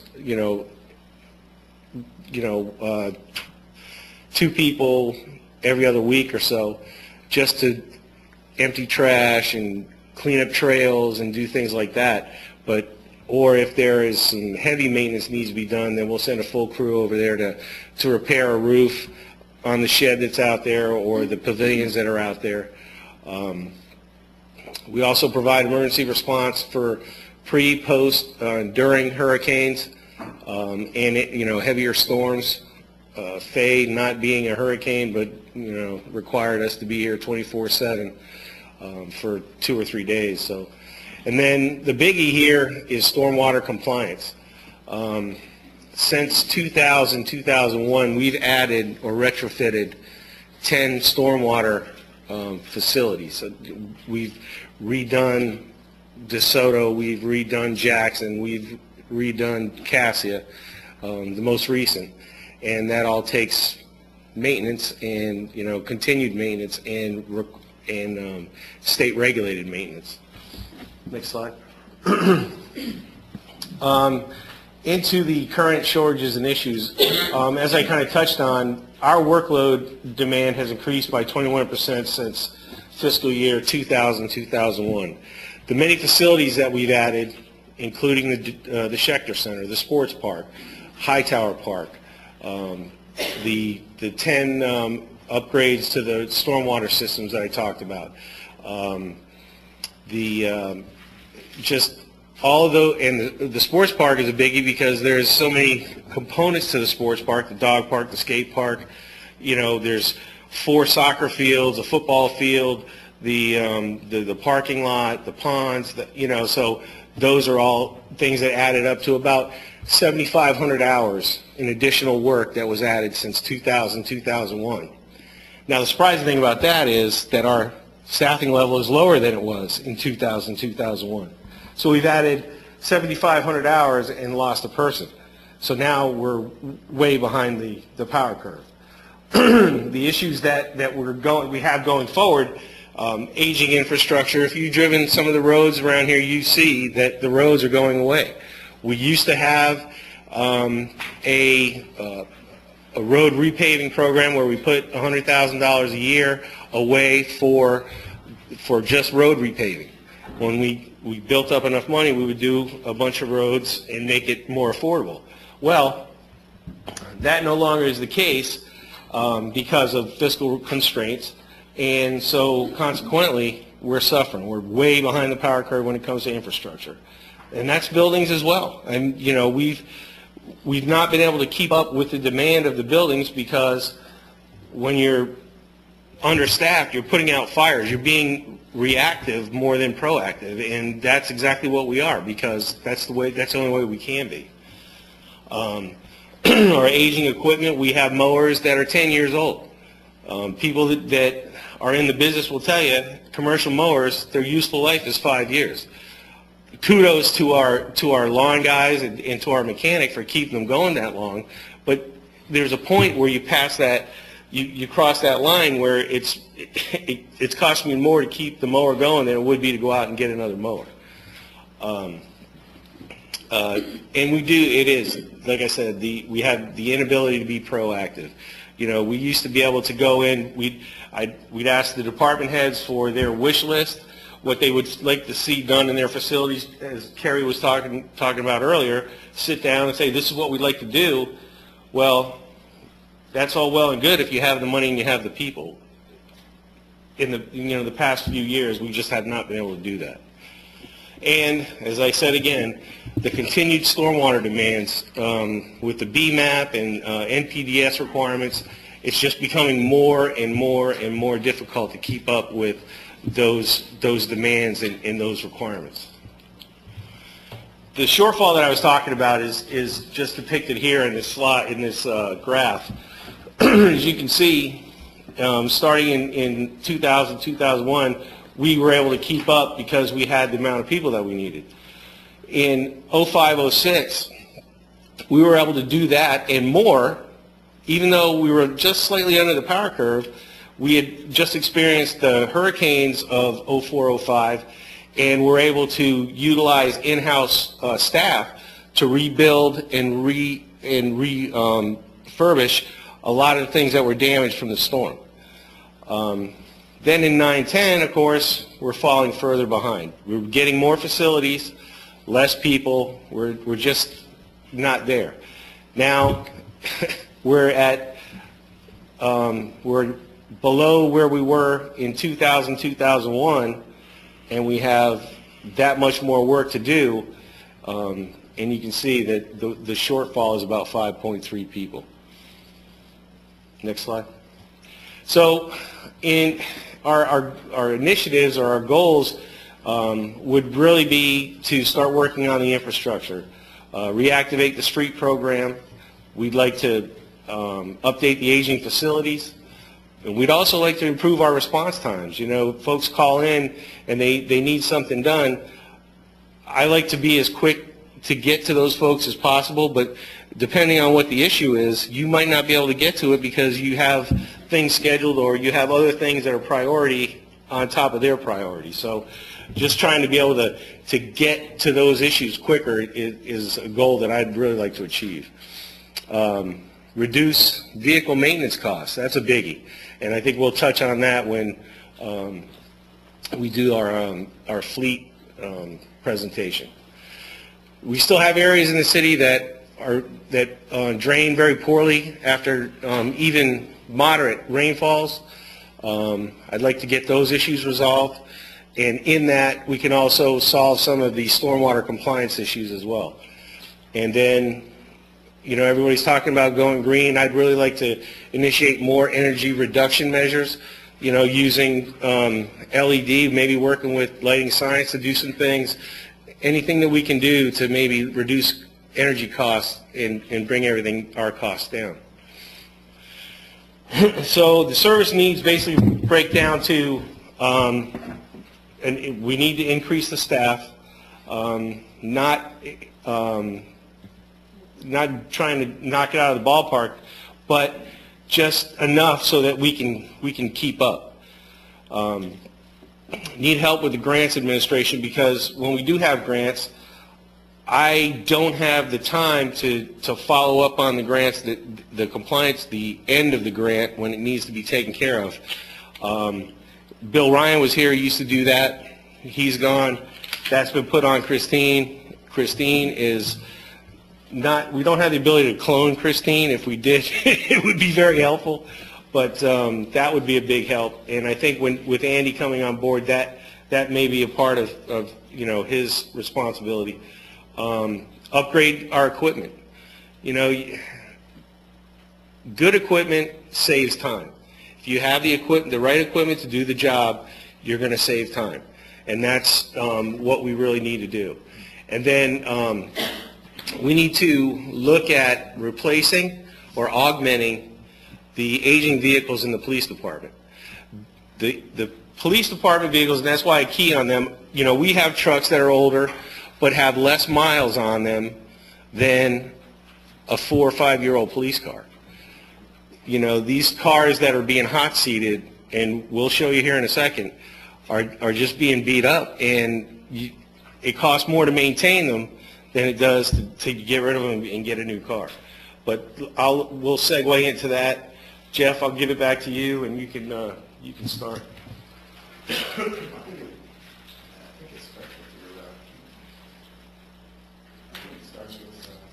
And by the way, most of the department heads have already assigned things to Andy without him knowing, so. Is he going to be working on vehicles with the mechanic too? I don't think they realize he's their boss too. Really, just one of the numerous studies that are out there. Really, just what this says. If you look at the third paragraph, the study determined that assigned vehicles are less expensive to maintain than pooled vehicles. It's just really that simple. If you have one car that is being driven 20 hours a day, which is what we have, it's being shared by two people, it's being driven 20 hours a day. It's down for 4 hours and that's it. 4 hours, and the next day it gets the same thing. Now, that immediately racks up those miles twice as fast, which means your warranty goes away almost twice as fast. Now, you've got maintenance costs that you're going to get a whole lot sooner because you've got such high miles on the car. So now the car's coming in, every time the car gets downed, now you're hot seating another car because those two officers have to go. Hot seating, by the way, is one officer, for those that don't have the military background, it's one officer is in it, and as soon as he's done, the other one jumps in it, meaning that the seat's not even getting cold before somebody's getting in it. Just in case you didn't know what that term meant, meaning it's just being used all the time. And really, that's what it comes down to. And you don't have accountability, and there's a ton of other issues with it. But the main one that we're just going to focus on now is just the monetary savings, because it's just so easy to show. And there's some graphs here that are going to show that if you have one person assigned to a vehicle, the vehicle warranty lasts longer, the car lasts longer, and there's accountability to it. Now you got two people sharing a car, and then their car goes down, and they're jumping in other cars. Now, you come up to okay, anybody who's got boys, you come up to a police car, and then let's say the right rear tire just happens to be a little more bald than the rest of the tires. As an example, not that this has ever happened in police work, you go, Chief, why is this right rear tire a little bit balder than the other tires? I don't know, Chief. I have no idea. He used the car, she used the car. And now you run around going, well, you replace the tire, and you just, well, I'm telling you, if it was you, and that's about the best you can do, But when you own it, when it's yours, when you have accountability, when any little thing happens, there's no, well, I'm not sure it was, why do you not have this? Why is your equipment not there? Why is the vehicle making a noise for 2 days and it wasn't brought in? Why has the oil not been changed because you didn't bring it where it's supposed to be? Or whatever. And you've got accountability. And study after study and place after place shows it. Every other police agency virtually in the country is going to this, or it's gone to this for years. There's got to be a reason for it. It's not like I'm inventing this, And even in the worst of times and in the darkest of hours economically, what programs maintained in the police departments? The vehicle take-home programs. People were laying off staff. They were cutting benefits, but they didn't take away vehicle take-home car policy. It's got to tell you something. That's not even coming from me, but that's anybody.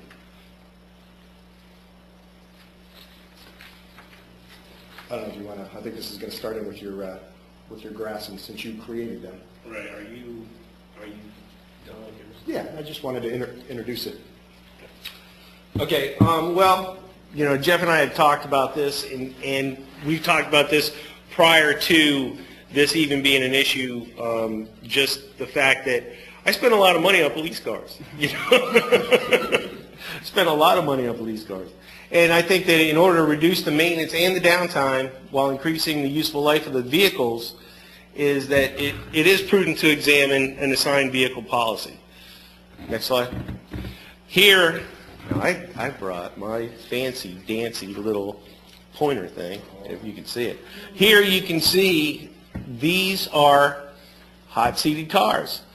And this is the mileage that they're putting on them by month over a year's period. Vehicle 31, 30, 26, 13, all those vehicles are hot-seated cars. And you can see that the mileage is definitely pretty high. In a month, they're putting 3,000 miles a month on some of these vehicles. Next slide, please. Over a year's time, or this is like, 9 months, 10 months? You can see 18,000 miles, 24,000 miles, 21,000 miles on the same cars. So, and these are like 2009 cars, 2006, 2007. Next slide, please. And you can see here's a direct comparison. These two cars have been retired. They've retired this year. 13 cents a mile. You got 147,000 miles on a 2003 vehicle that has been hot seated. The same year vehicle that was on the road and primarily taken home by a supervisor, sergeant, 141,000 and cost 4 cents a mile. That just tells you that the more these cars are on the road, and the more they're getting beat up. I mean, you just have more opportunity for issues. And the 147,000 miles that you have on that vehicle, you can take probably another 20% and add that to the engine time, because they're idling. They're sitting there waiting for a bad guy to go by, idling, and so the engine is actually got 20% more than that amount of miles. Same thing here, 23, that's a sergeant's SUV on the road, taken home, and this is a vehicle that was on the road, 2005, here's 178,000 miles and costs 11 cents a mile to run that car. Next slide, please. So consequently, from January of 2012 to today, the maintenance costs on these cars, and you can tell right away which one the hot seat cars are, and then the ones that have the less miles now, 2005, 114,000, 2003, 124,000. And you can see that because they are driven,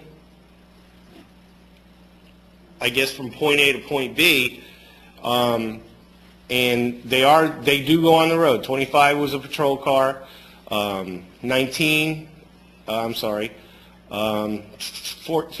was a patrol car, 27 was a patrol car, but they weren't hot seated. They're supervisors' cars, sergeants' cars, or they're like SRO cars. So they don't get the mileage, they don't get beat up as bad. And I say beat up, they don't abuse the cars. It's just the frequency of those cars being used makes it the maintenance costs higher. Next slide, please. So with the advantages to an assigned vehicle policy is the warranties will last longer. You get a 5-year or a 3-year, 30,000 mile warranty. You're gonna wear that out in a year and a half with just mileage. But if you have a take-home car policy, I think it'll last closer to the 30,000 miles as intended. You lengthen the life of the vehicle, like I was showing earlier in some of those. You have a 2009 or a 2005 vehicle that has been taken home and taken care of. Basically the responsibility of the driver. It it has the same amount of miles, but it's costing you less. And with those vehicles, once they are retired, they can go to other departments to be used, like Public Works. We use old police vehicles to, for park maintenance and things like that. It will definitely reduce maintenance costs. As we've shown before, those cars that are hot-seated do cost you more in the long run. And then you have less vehicle downtime, which contributes to other cars being hot-seated.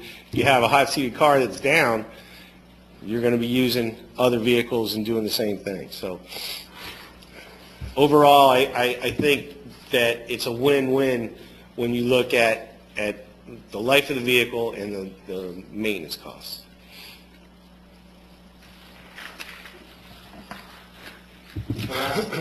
You add all that he's talking about, the maintenance and the numbers and the cost savings. Then you add to the recruitment and retention, which I told you that story, which is how absolutely critical it is. I mean, we have police officers, 4 of them in the last 5 years, I believe, that have left not primarily, one of the main reasons is they're going someplace to take home car. There was a police officer that left a few years ago to take less money than he was making here salary-wise, but he got a take-home car. I mean, it's telling. So the recruitment and retention is absolutely critical. If everybody else has a program and you don't, then especially a program that's critical to the people that we're talking about, the generation that we're talking about. And that's what took me some time to really get to understand and to really get it until you start to talk to these people and realize just how important it is. It's almost like the work from home thing that's the newer thing with the newer generation is the work from home. So now corporations and companies are starting to kind of try to do that. You got to keep up with the times in order to retain the best people. So recruitment and retention is obviously absolutely critical, and a lot of the other things. But what I'd also like to point out here to end with is the off-duty responses. There was the Miami shooting where two police officers were killed, and the assailant was caught, captured, and ultimately shot by an off-duty police officer wearing shorts and a T-shirt. He was coming back from the store. The radio on, equipped, handled. He gets the call. He's in the area. He looks up. He sees the suspect vehicle. He calls it in. He starts to follow. Well, it's a police car, so the guy knew it, so he bails out of the car and starts shooting. The officer, takes care of the situation right there, ends up shooting the suspect. And he was in shorts and T-shirt coming from the store. And, that's just, that's a Miami example, so, okay, we'll bring it home and tell me about here. The one I use is Staff Sergeant Frost, twice, on his way to work, in his police car, stopped a person who was going to commit suicide by jumping off the Pineda Causeway. Twice. This is one person in a police car. If you're in a police uniform, but you're not in a police car, you don't have the ability to call that in and to get resources and to get out and to handle that, because now people are looking at you like, you pull up in a sedan, you get out like, hey, I'm here to help. What are you doing? It doesn't really work as well. You can't put the lights on. You can't stop traffic. You can't alert other people there's something going on. They just see a police officer in a Buick sitting there talking to somebody, and they don't realize there's something going on, whereas you can handle that. You look at all the other things that happen. We've handled and stopped and helped traffic crash victims. We've had DUI apprehensions, warrant arrests, and apprehensive criminals from other jurisdictions. There's just all kinds of things that happen when you're out there. And really the way I like to bring it home is if we have 2 people working, okay, and there are 2 people working being paid as police officers in the city and they're driving around working, but we have, let's say, 3 other people with take-home vehicles. One's going to Publix, the other one is running down to the school to pick something up, I don't know, Delora to pick up something for their kid, and the other one is going to see somebody that lives in the city. And so these vehicles are out driving around. If you're a bad guy or a bad person, and you're driving through the city, and you see these 5 police cars milling around, you don't know who's working and who's not. But all I know is you see, in a 2-mile radius, you see 5 police cars. Your intention to commit a crime, you're going to go someplace else. I'm not going to pull up to a bank or to a shopping center or something when I see police cars, one parked here, one parked down there, one just drove past me. It's just not going to happen. I mean, the crime deterrent is, and unfortunately, I can't measure that for you. I can't bring you a statistic or a number that says, if you have this, this reduces crime in that way. But I think common sense will tell you that. Not to mention the fact that I've not yet met one person, not once, have I met a person that says, geez, I hate it when you park that police car in my neighborhood. I've never met anybody that says that. Everybody wants to see that police car in their neighborhood. So not only does it have all the other things we talked about, and the recruitment and retention, and the money savings, and the accountability, and all those things, but you look at the community benefit. I mean, when you look at all these things, to me, it's very hard for anyone to say, I just don't think that's a good plan. when you're talking about cost savings and all those other things. So I just think when you add all those together, I think it's a good plan. I think it's good for Satellite Beach. I think it's good for the community, and I think I would like to see us, I know I would like to see us get there as soon as we have the ability to do that, and that's someplace that I'd like to see us go, and I think it would be huge for all of us, and Public Works would be real happy to do. Jeff, when you have, on those take-home vehicles, are they allowed to use those vehicles as if it were their own POV? No, there's, you can't load up the family and go watch a movie and then go to lunch and, drive to the mall and all that kind of stuff. No, there's restrictions to what you can do. You have to be prepared. You have to have the radio on. You have to, that kind of stuff. So yes, there's definitely some restrictions to it. It's not a free-for-all or anything. And there's distance restrictions from where they Yeah, live. there's distance restrictions. There's requirements of what you can, You can't go to Lowe's and load up some lumber in the back and drive, I mean, I know it sounds silly, but those are the kind of things that people think about. And they think, well, I don't want this car, Now, that doesn't mean that you can't go to Publix and get, a few things and go home. You're right in the same city. But no, there's definitely some restrictions to make it viable. Jeff, I have a question on these vehicles. Do you plan installing GPSs so you know where the vehicles are going? It will be there. Yeah, RMS has all that. That's exactly right. Yeah, that's a very good point, because that's what RMS is. It's got so many wonderful things for that, and management and supervision and tracking. It's just outstanding. Jeff, one quick question here. How much does it cost to bring on a new officer?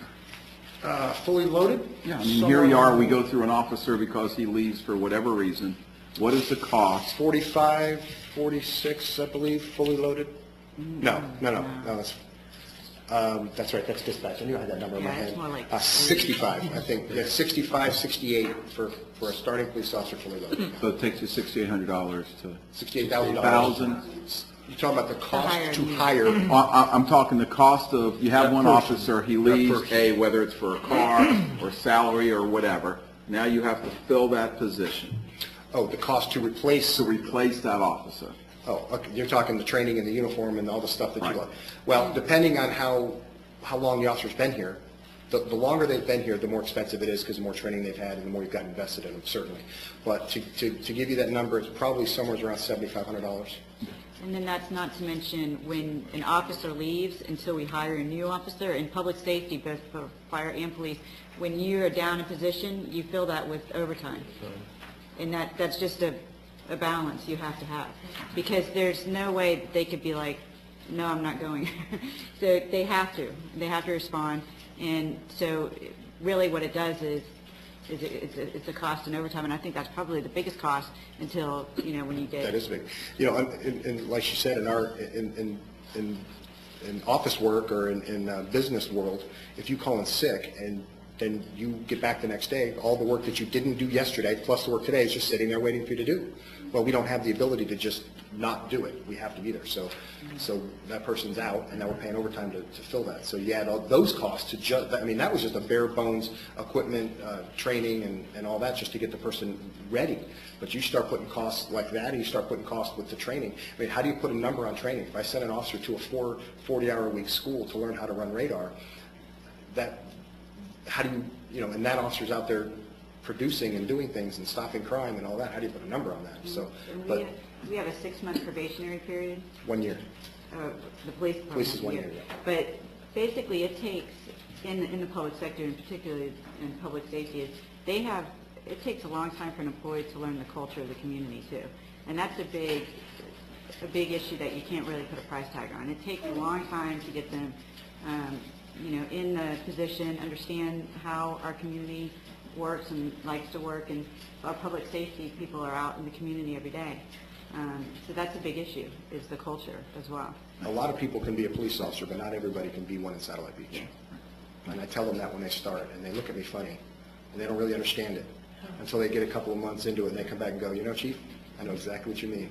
Because it takes a certain kind of person to rise to the levels and the expectations that the citizens have here. For the longest time, if you really look back, we were the training ground for police and fire people in the county. And once they got trained, they went to another agency because of the inadequacies of what we provided here. And during those times, we recognized it, and we started providing the take-home cars. We started providing, the additional things through the fire department, and that's why we kept the people in the city.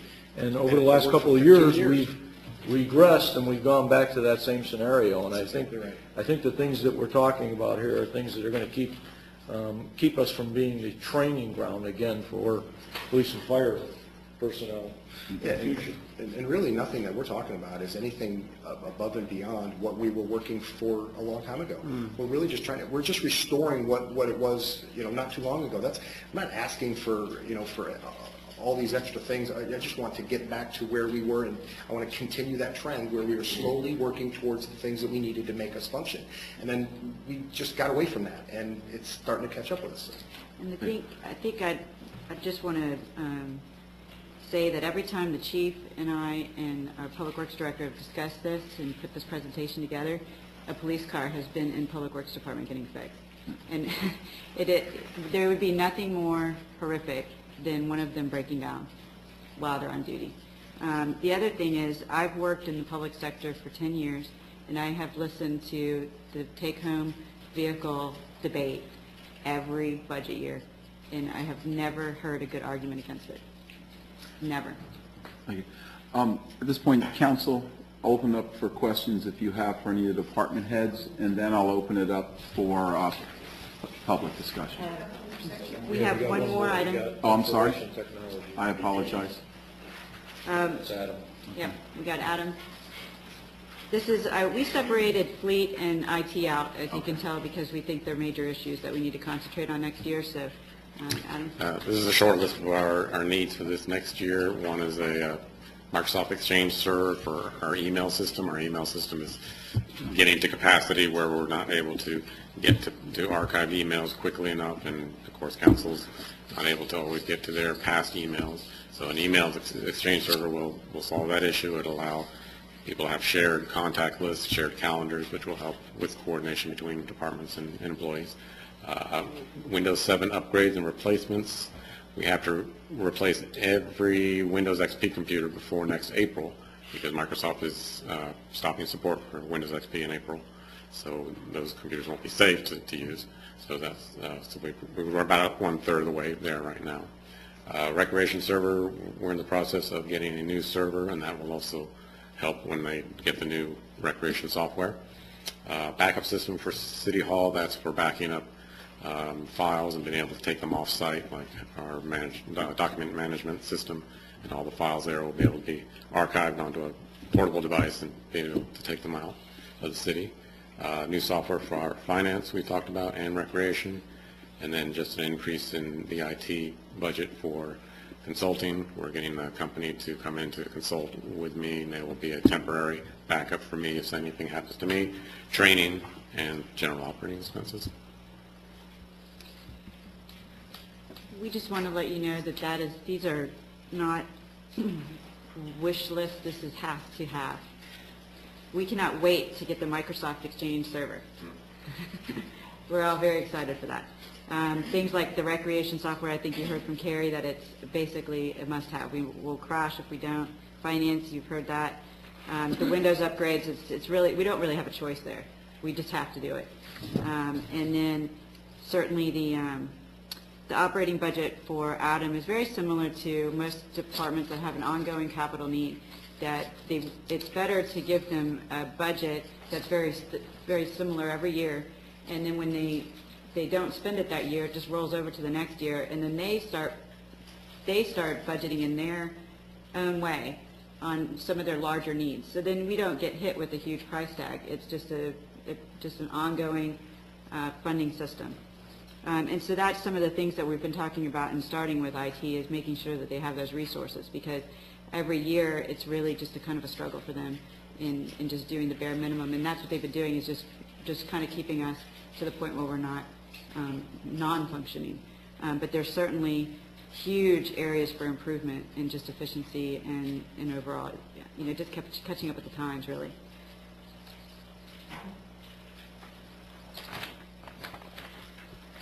So we have my recommendations for our fiscal year 13 and 14 budget.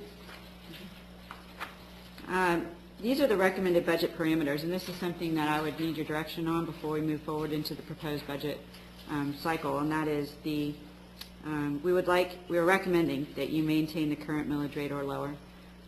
We do have an increase in property values this year, which will give us some room to add resources to the city without raising the millage rate. So we would recommend doing that. We would recommend maintaining the current health care plan, and I'm going to go a little bit more into that in a minute. We would recommend also to proceed with the CRA, county and city interlocal agreement to pay back taxing authorities to establish reserves, and this is an agreement that you'll see tomorrow night as a CRA board. And then also proceed with an agreement with the Women's Club to redirect restricted funds from beachfront acquisition to temporary reserves for 2 years. And the Women's Club has agreed to do that, and you'll see that on your June 19th agenda.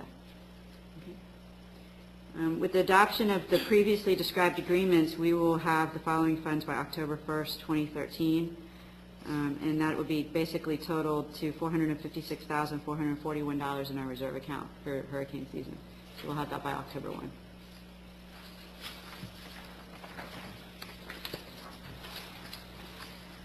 So for our budget priorities, the first priority that I would recommend to you is do an employee merit increase.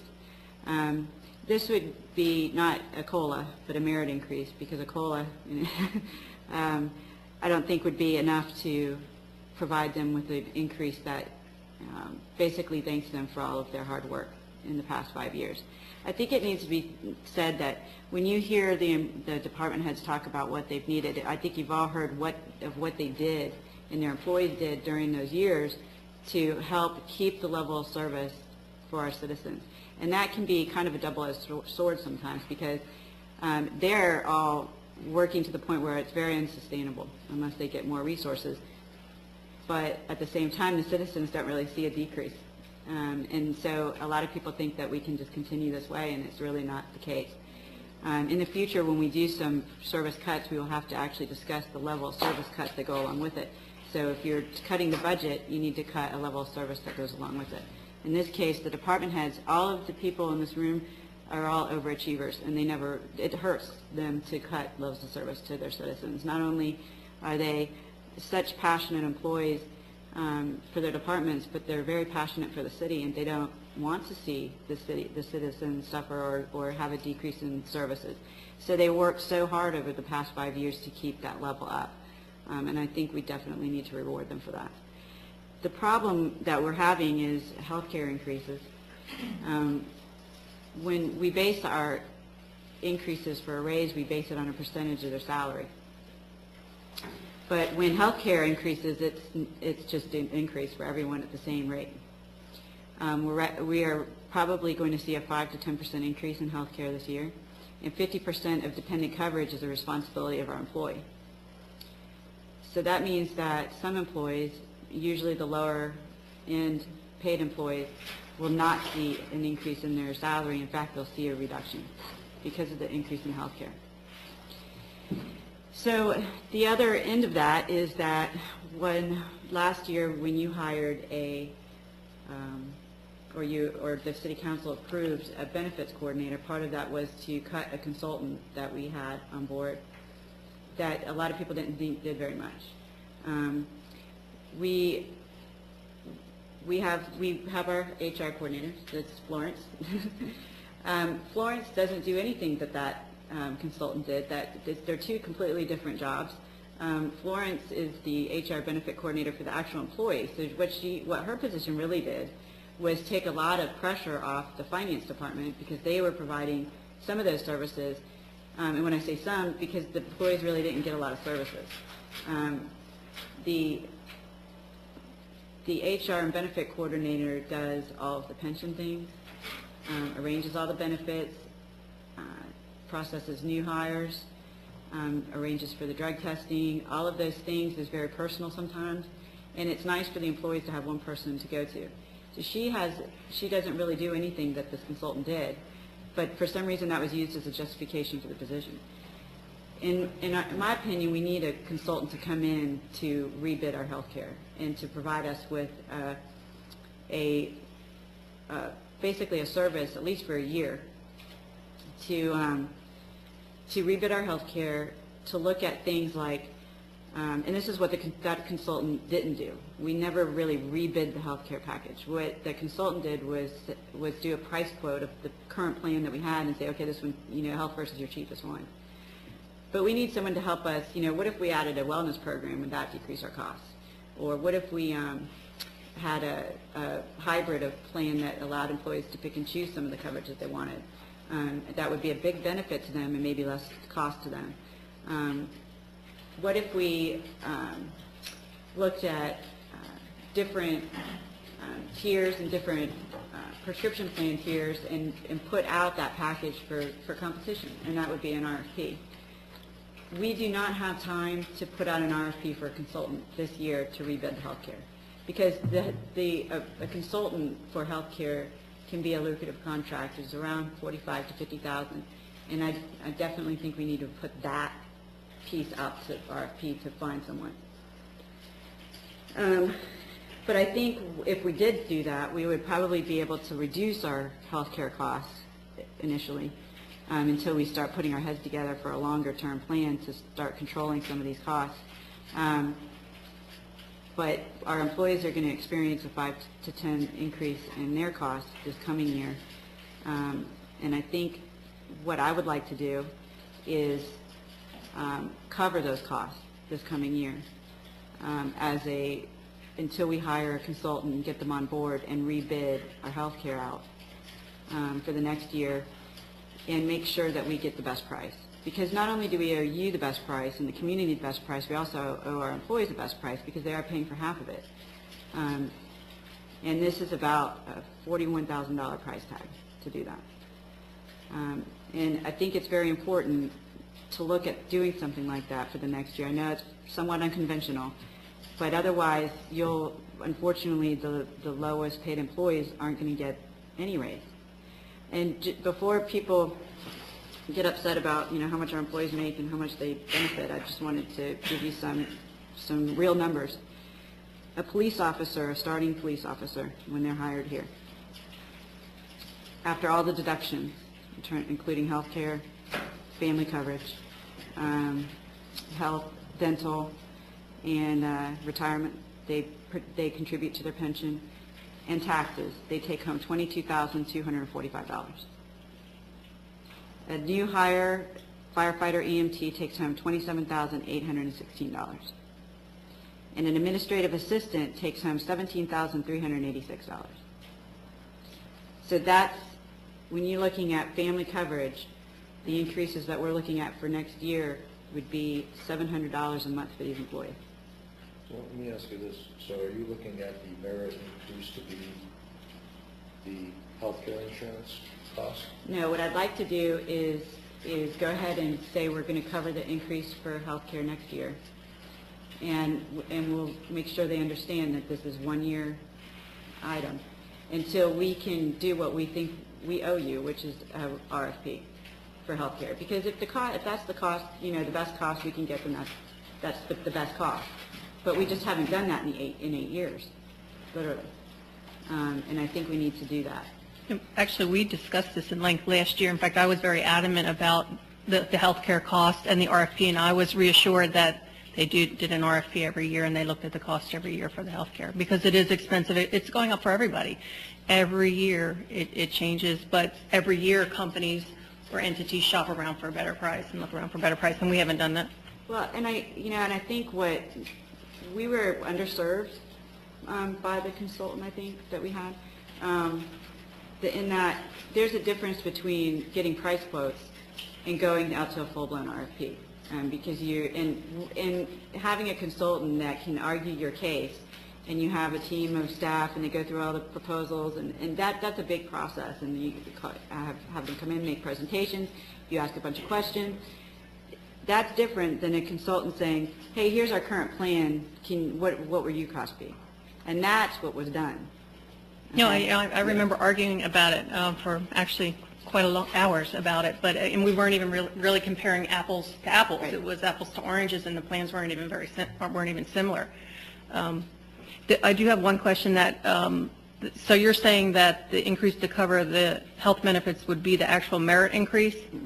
What I was trying to say is to allow our employees to experience the merit increase, that we would go ahead and give the merit increase and then also pay the increase in healthcare costs, which is around $41,000, worst case scenario for next year, and allow, so they would basically be able to experience a 3% raise.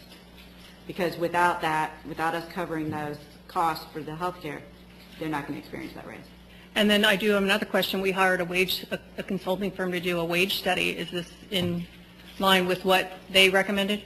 What they recommended were particular plan classification changes. So some employees weren't recommended to get, to go into a different classification, or their classification pay ranges weren't recommended to change. A merit increase basically is across the board raise for all employees. What it would do for the plan is that it would reduce the future cost of the plan, because that 3% would get some employees that were under the lowest pay band up to the minimum. So the consultant, this will be on your July agenda, is going to make a presentation to you and showing you the different costs of different options that we can how to implement the plan. And one of those will be assuming that we're going to do a merit increase this coming year, and then you'll start implementing the pay plan in year 15. So you're basically looking at a 3% merit increase and covering the cost of health insurance? Yes, sir. Okay. Which you're saying would total around 41,000? No, Just the health insurance. That's what I mean. Yes. Just the Just health the insurance. Okay. And the reason why, again, is to allow the employees, and it's really the lower level employees, the lower paid employees, to actually experience the raise. And the other is, when you look at the cost to us in the grand scheme of things and the cost to them, it's so much less for us in our world than it is for them in their personal world right now. So I think it would be, it would set a great tone to them to say, we can manage our health care better. We're going to go ahead and pay this increase next year so we can ensure that you get the best price. And if it is that price next year, then we did our job. We went out and tried to get the best price. And then they'd be responsible for the 50% like normal. So we do the merit increase, we do the cost of the health insurance, and now we're looking at also going out with an RFP to hire somebody $40,000 to $50,000 We're going to have to do this consulting work to come up with a better plan, or say the plan you have is the plan. Well, and not only that, but this consultant would not just bid out the plan. This consultant would help us get through the Affordable Care Act, would help us to establish a wellness program, would help us to do our health care fairs, look into, I know we've bounced around a lot of ideas from, because this is our issue. I mean, it really is. It's our biggest cost driver. And, what if we looked at, some of the cities are doing employee clinics. Is that an option? Could we go out and try to do something of that nature to try to get our costs down? So, this consultant will help us do that. And we just need at least to do that for a year. And obviously, that's not what we got from the last consultant. Right. No, not at all. Not even close. Got a question. And you might not be able to answer this, but I'll throw it out to you anyhow.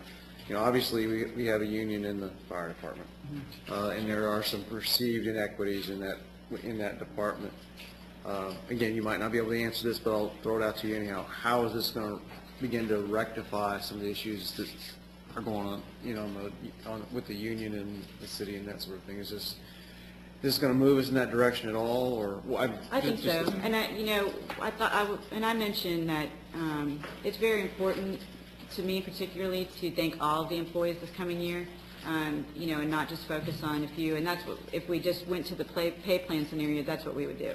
We would focus on just a few, or not just a few, but a select few that are out of market, basically. But I think, the raise will do wonders to help us through that process. And we did ask the pay plan consultant to give us some advice and some cost proposals to take care of the compression issues that we've had. And for those you that don't understand, a lot of our, firefighters and police officers, when they come in, we're hiring people new at the exact same rate as people who have been there for 5 years. And that creates a lot of problems from an equity standpoint. So that would assist in addressing those. Do you need a motion? I would like to open it we need to open up for public comment. I was just want to make sure, is there any other, Courtney, do you have any other issues?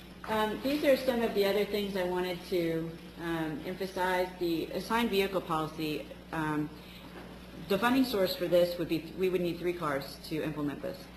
And we are looking at, right now, the police department is very busy looking at all kinds of cars, because we did have some good public comment last time about, why don't you start looking at other cars instead of just this type, So we are starting that research.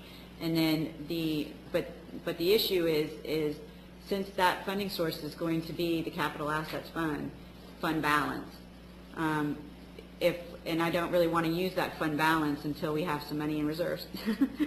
After we get some money in reserves, then I'd be more comfortable using the fund balance of the capital assets fund.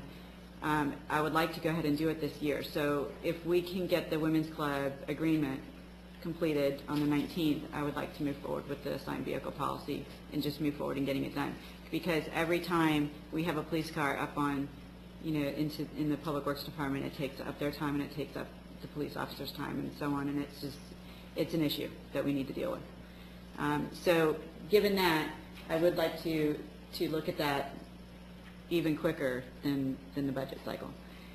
The other items would be reestablishing the street repaving, reestablishing the fleet maintenance and replacement cycle, reestablishing the facilities maintenance and upgrade program, and this is something that, Alan was already talking about. A lot of this is Public Works focused because that's what most cities stop doing when they're in financial, troubles, because, those are the things that it can wait, but now we're getting to the point where it can't wait anymore.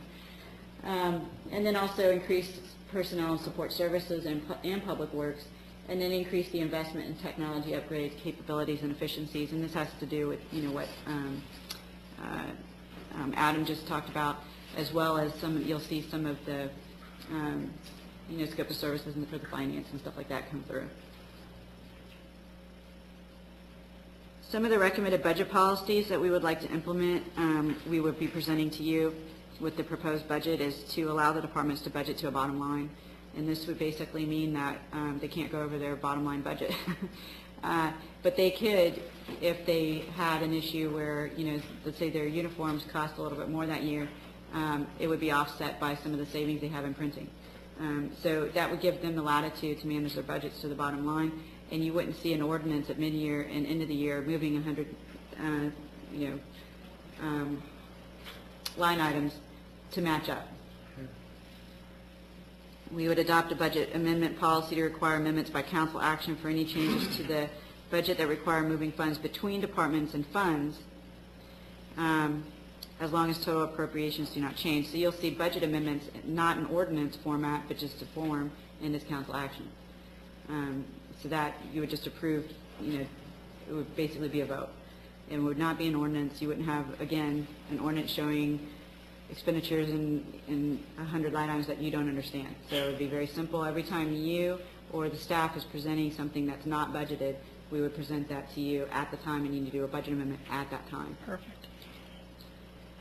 We would move forward with an adoption of a stabilization fund policy for the reserves. So basically, that number where you see up there with $455,000, 80% of that would be in the restricted reserves. So it would only be available for emergencies unless you did something. It would be a council action to undo that.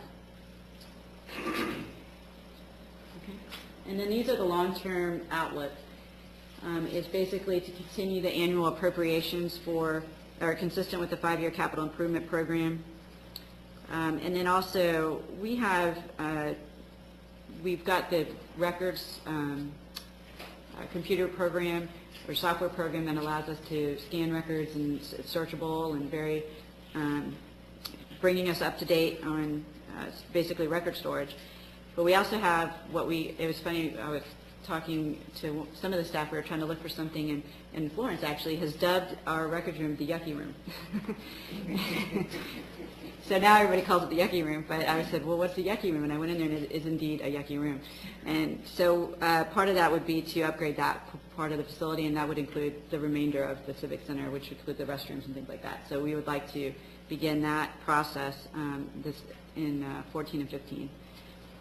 And then we were looking at 5 FTEs for the police department, 3 officers, 2 dispatchers, 1 1/2 FTEs for the fire department, and we're probably going to be able to fund the half FTE with the permitting this next budget year. And then 1 part-time for recreation department, additional part-time hours and wages for the facility staff, and that's a lot of that you'll probably see in this year's coming budget.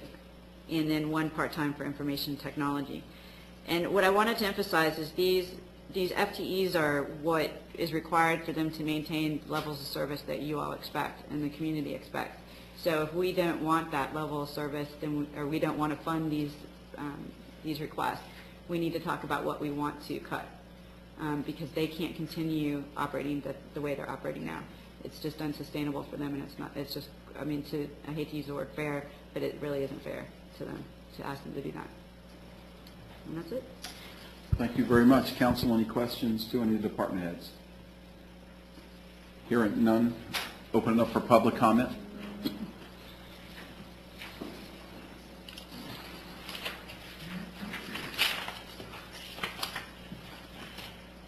Steve Osmer, resident.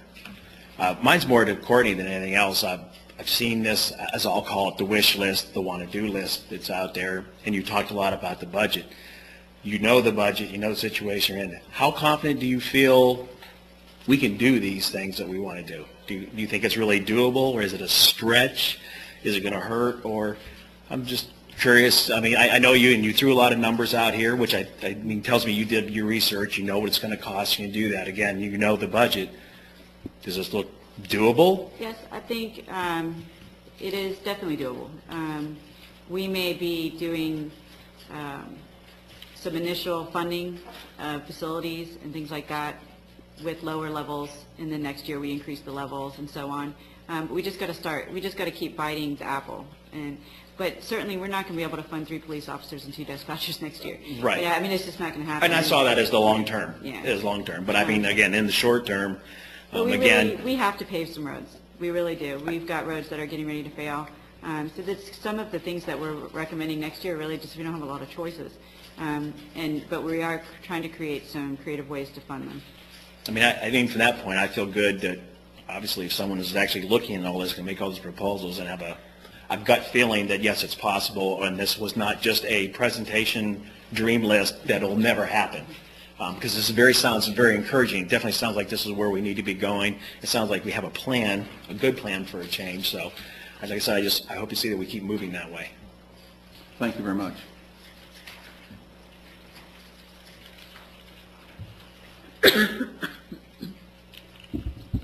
We have to state our name and all that? Okay, Gabe, fine, citizen.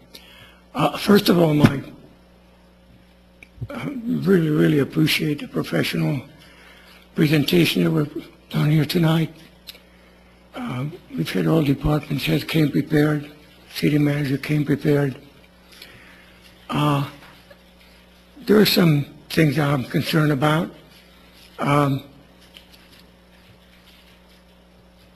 Is it doable? Yes, it's doable with the proper citizen support, with the proper efforts from all departments and the city manager, and with proper support of council. I think that we have the proper tools in place to accomplish these projections. We might not meet every timeline, but we will meet them. I think the key to the whole forward-looking progress would be to well-informed transparency, to let the citizens know what we're trying to accomplish, how we're going to accomplish it. And I think that is going to be the key to the future of Satellite Beach. We can't stay stagnant, then we can't go backwards like we did about a year and a half ago, 2 years ago. I think one of the key issues to me is the police department. Their vehicles are in sorely disrepair. I know from firsthand from being with the COP program for quite some time, and I think you might even increase that, and that's a very valuable asset to Satellite Beach, by the way. You might even increase volunteerism if you had some decent-looking cars to drive to check the various parts of the city. Again, I thank you for your professionalism. Thank you. Any further citizens' comments? Hearing none, back to council. Back to council. Courtney, do you want a motion here or just? It's a workshop. Mr. Mayor, I don't think you can make a motion I'm during just a saying, workshop. do we just need Workshop. a consensus to continue with your recommendations? General head nod. Well, I would like to make a statement. I appreciate all the hard work staff has done with the level of services. I sat through obviously the budget meeting, kind of like a long trial actually last year, and also for several budget hearings for the years before that. And this is the way it really should be done, so that there is an understanding of what the needs are and perhaps what the wants are. But now it's up to the city managers, assistant city manager, to put it in a budget to see if it is truly feasible. So that's what I'm looking forward to seeing. Consensus from council to proceed? Courtney directing to proceed? Yeah, and I would like to make a comment. I love our department heads and the rest of our workers. I've worked with you all for many years now, first on council and then while I was writing grants and bringing you a ton of money. And I know the caliber of your work. It's exceptional. It's been a pleasure knowing you and working with you, and you have really bitten the bullet for the last 5 years, and it's time now, as we start to come out of our long dark tunnel, it's time now, it's payback time for you folks. I think that we need to do the right thing by you and to show an act of faith in you, and you know, obviously it's not going to be a tremendous sum of money, but at least it's a start, and it shows good faith on our part and appreciation for what you all do for us every day. We appreciate it. Thank you. I'd just kind of like to follow up on Lorraine's comments. You know, I think, Courtney, the idea of the merit and the creativity of coming up with the cover that expense cost, the 40-something thousand, I think that's really a top-notch idea, or whoever did it. Because I mean, last summer at this time, we all knew how everybody was struggling, and of course, one of my goals, and I know the goal of all of us, was to try to get things back on track again and try to see some wage increases and this sort of thing. And what made sense to me more than anything was you say, well, you give this merit of such a percentage, and then all of a sudden you have this healthcare cost that just completely eats it up. Mm-hmm. So I really think I know we can't do motions and that sort of thing, but I think that's a wonderful creative idea. It does exactly what Lorraine said. It gets us back where we're going, so kudos to whoever did it. I think it's nice. It's really nice to see this out-of-the-box thinking for this budget year. I just appreciate what you guys are doing, so thank you. That's all I have, Mr. Mayor. Thank you. And, you know, I just see new creative ideas coming to the table, and that's important for us to move forward. You know, and I think between you and the department heads, you've done a good job of coming up with some creative things. I mean, you know, the credit card payment thing through the rec program, I mean, that should have been done a long time ago. But I mean, when you look at the process, because I'm on the receiving end of one of those deposit checks every year, and it's ridiculous that it has to be, you know, processed that way. You know, I think, you know, we can look at maybe Sampson's Island, and, you know, we're looking at park rangers, or we're looking at people to be able to make that program function. And, you know, once again, we need to be creative in looking at volunteers. Maybe we need to come up with some program where we empower people, residents, to be able to do those things, so it's not a staff position. And I think the creativity that we generate through the department heads and through the residents in the city is the way we're going to continue to move forward like we always have. So I appreciate the effort that you all put into it, and I think we're moving in the right direction. Thank you, Mark. Just one more thing. Chief, years ago when we were working together on all the fall prevention stuff and that sort of thing, I used to regularly go through the CDC website looking for grants and that sort of thing. So most of them were research driven, but there were a few that were community related. And I'll be honest with you, if you call me tomorrow and say, where was that website? It's been a long time since I've looked on it. But they are beginning to fund, as you know, more community health related things through the CDC. And some of these are six-figure grants. Not that we could get it, but we might be able to partner with other people as well. So I'm just throwing that out to you. When you start looking at your community health, there's some stuff out there, and there's no strings attached to that other than follow through and report the data to the CDC. So. Yeah, and to give you follow through on that, this is the reason when we talk about the budget piece for reseeding community health is that these grants or the alternative funding sources want to go back and look at your last 2 years of what you've done. Right. And because we've had a pullback a little bit, it's kind of hard to throw that number as something to use. So this is one of the reasons why I need to reseed, so that now I've got a track record to show what we're wanting to do. Okay. That's all. Any further comment from council? Hearing none, staff, thank you very, very much. Very pleasant process. Thank you for all your work. Courtney, thank you. I know a lot of hours, and appreciate it. Appreciate what everybody's done. It's great information, and thank you for keeping us in the loop. CRA tomorrow night, just to remind everybody, 7 o'clock start time. Can we talk about something tonight? Because, Oh, yeah, that's right. you know, we have a meeting in July. The first meeting is the night before 4th of July. And I'm wondering if we want to look at that night and maybe possibly change it to a different night, or at least look at the schedule into July, because we're going to probably be having budget meetings, and we're not meeting as a council again, until. I did speak with the department heads on this, and we would not be that upset if you wanted to cancel the July 3rd meeting. We're not meeting until the 19th. We're not meeting until next Wednesday. Yes. And it would be nice to know what our July schedule is for some of these meetings. Well, I have your July schedule here, but your July 3rd is right before, the holiday. You could move the meeting to July 2nd, but again, we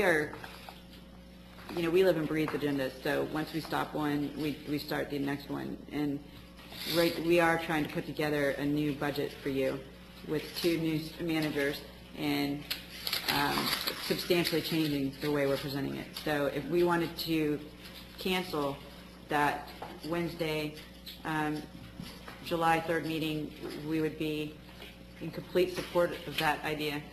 let me ask you this question since it's been brought up.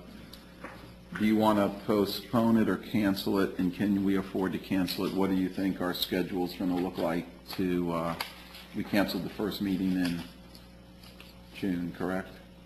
Yes, but you have your meeting on the 19th. 19th. I'm just asking you from what there is out there. And you have some ordinances coming, but again, none of them are critical. And then, and that's it. So the other thing I had too, and I brought this up to Courtney, the 17th is, I have a commitment and I'm out of town on the 17th. That's when you're looking at presenting the budget? Submitting the proposed budget to you. So I would prefer to have a full board if possible. Is it possible to swap? I'm on vacation the week after, so. Can we move it to the 16th? Can we do the 2nd and the 16th and just do the meetings, do both meetings? I'd say cancel the first week in July. if Well, it's not hold on, before we necessary. cancel July, again, the question, what is the load going to be by canceling? Do you need a meeting for July? You need a first meeting in July? No. You don't. So we can get We by. all discussed it and decided that Staff feels cutting it would be comfortable fine. that if we just have the one meeting on another date, 16th or whenever there, is that suitable for everyone from the staff? Okay? Is that fine? I just want to make sure we don't, I just want to make sure we don't have an ordinance to second reading or something that's time sensitive. Yeah, we went through everything and Okay? I hate the thought that staff thinks that they don't need us on the second, or the third, but They hey, probably I'll don't. get over it. The only thing I'm concerned about is that's a regular meeting, the first and third Wednesday, so it might affect the public is, But that's why I'd ask to get it out on the table Yeah. tonight, so we have enough time to let people know.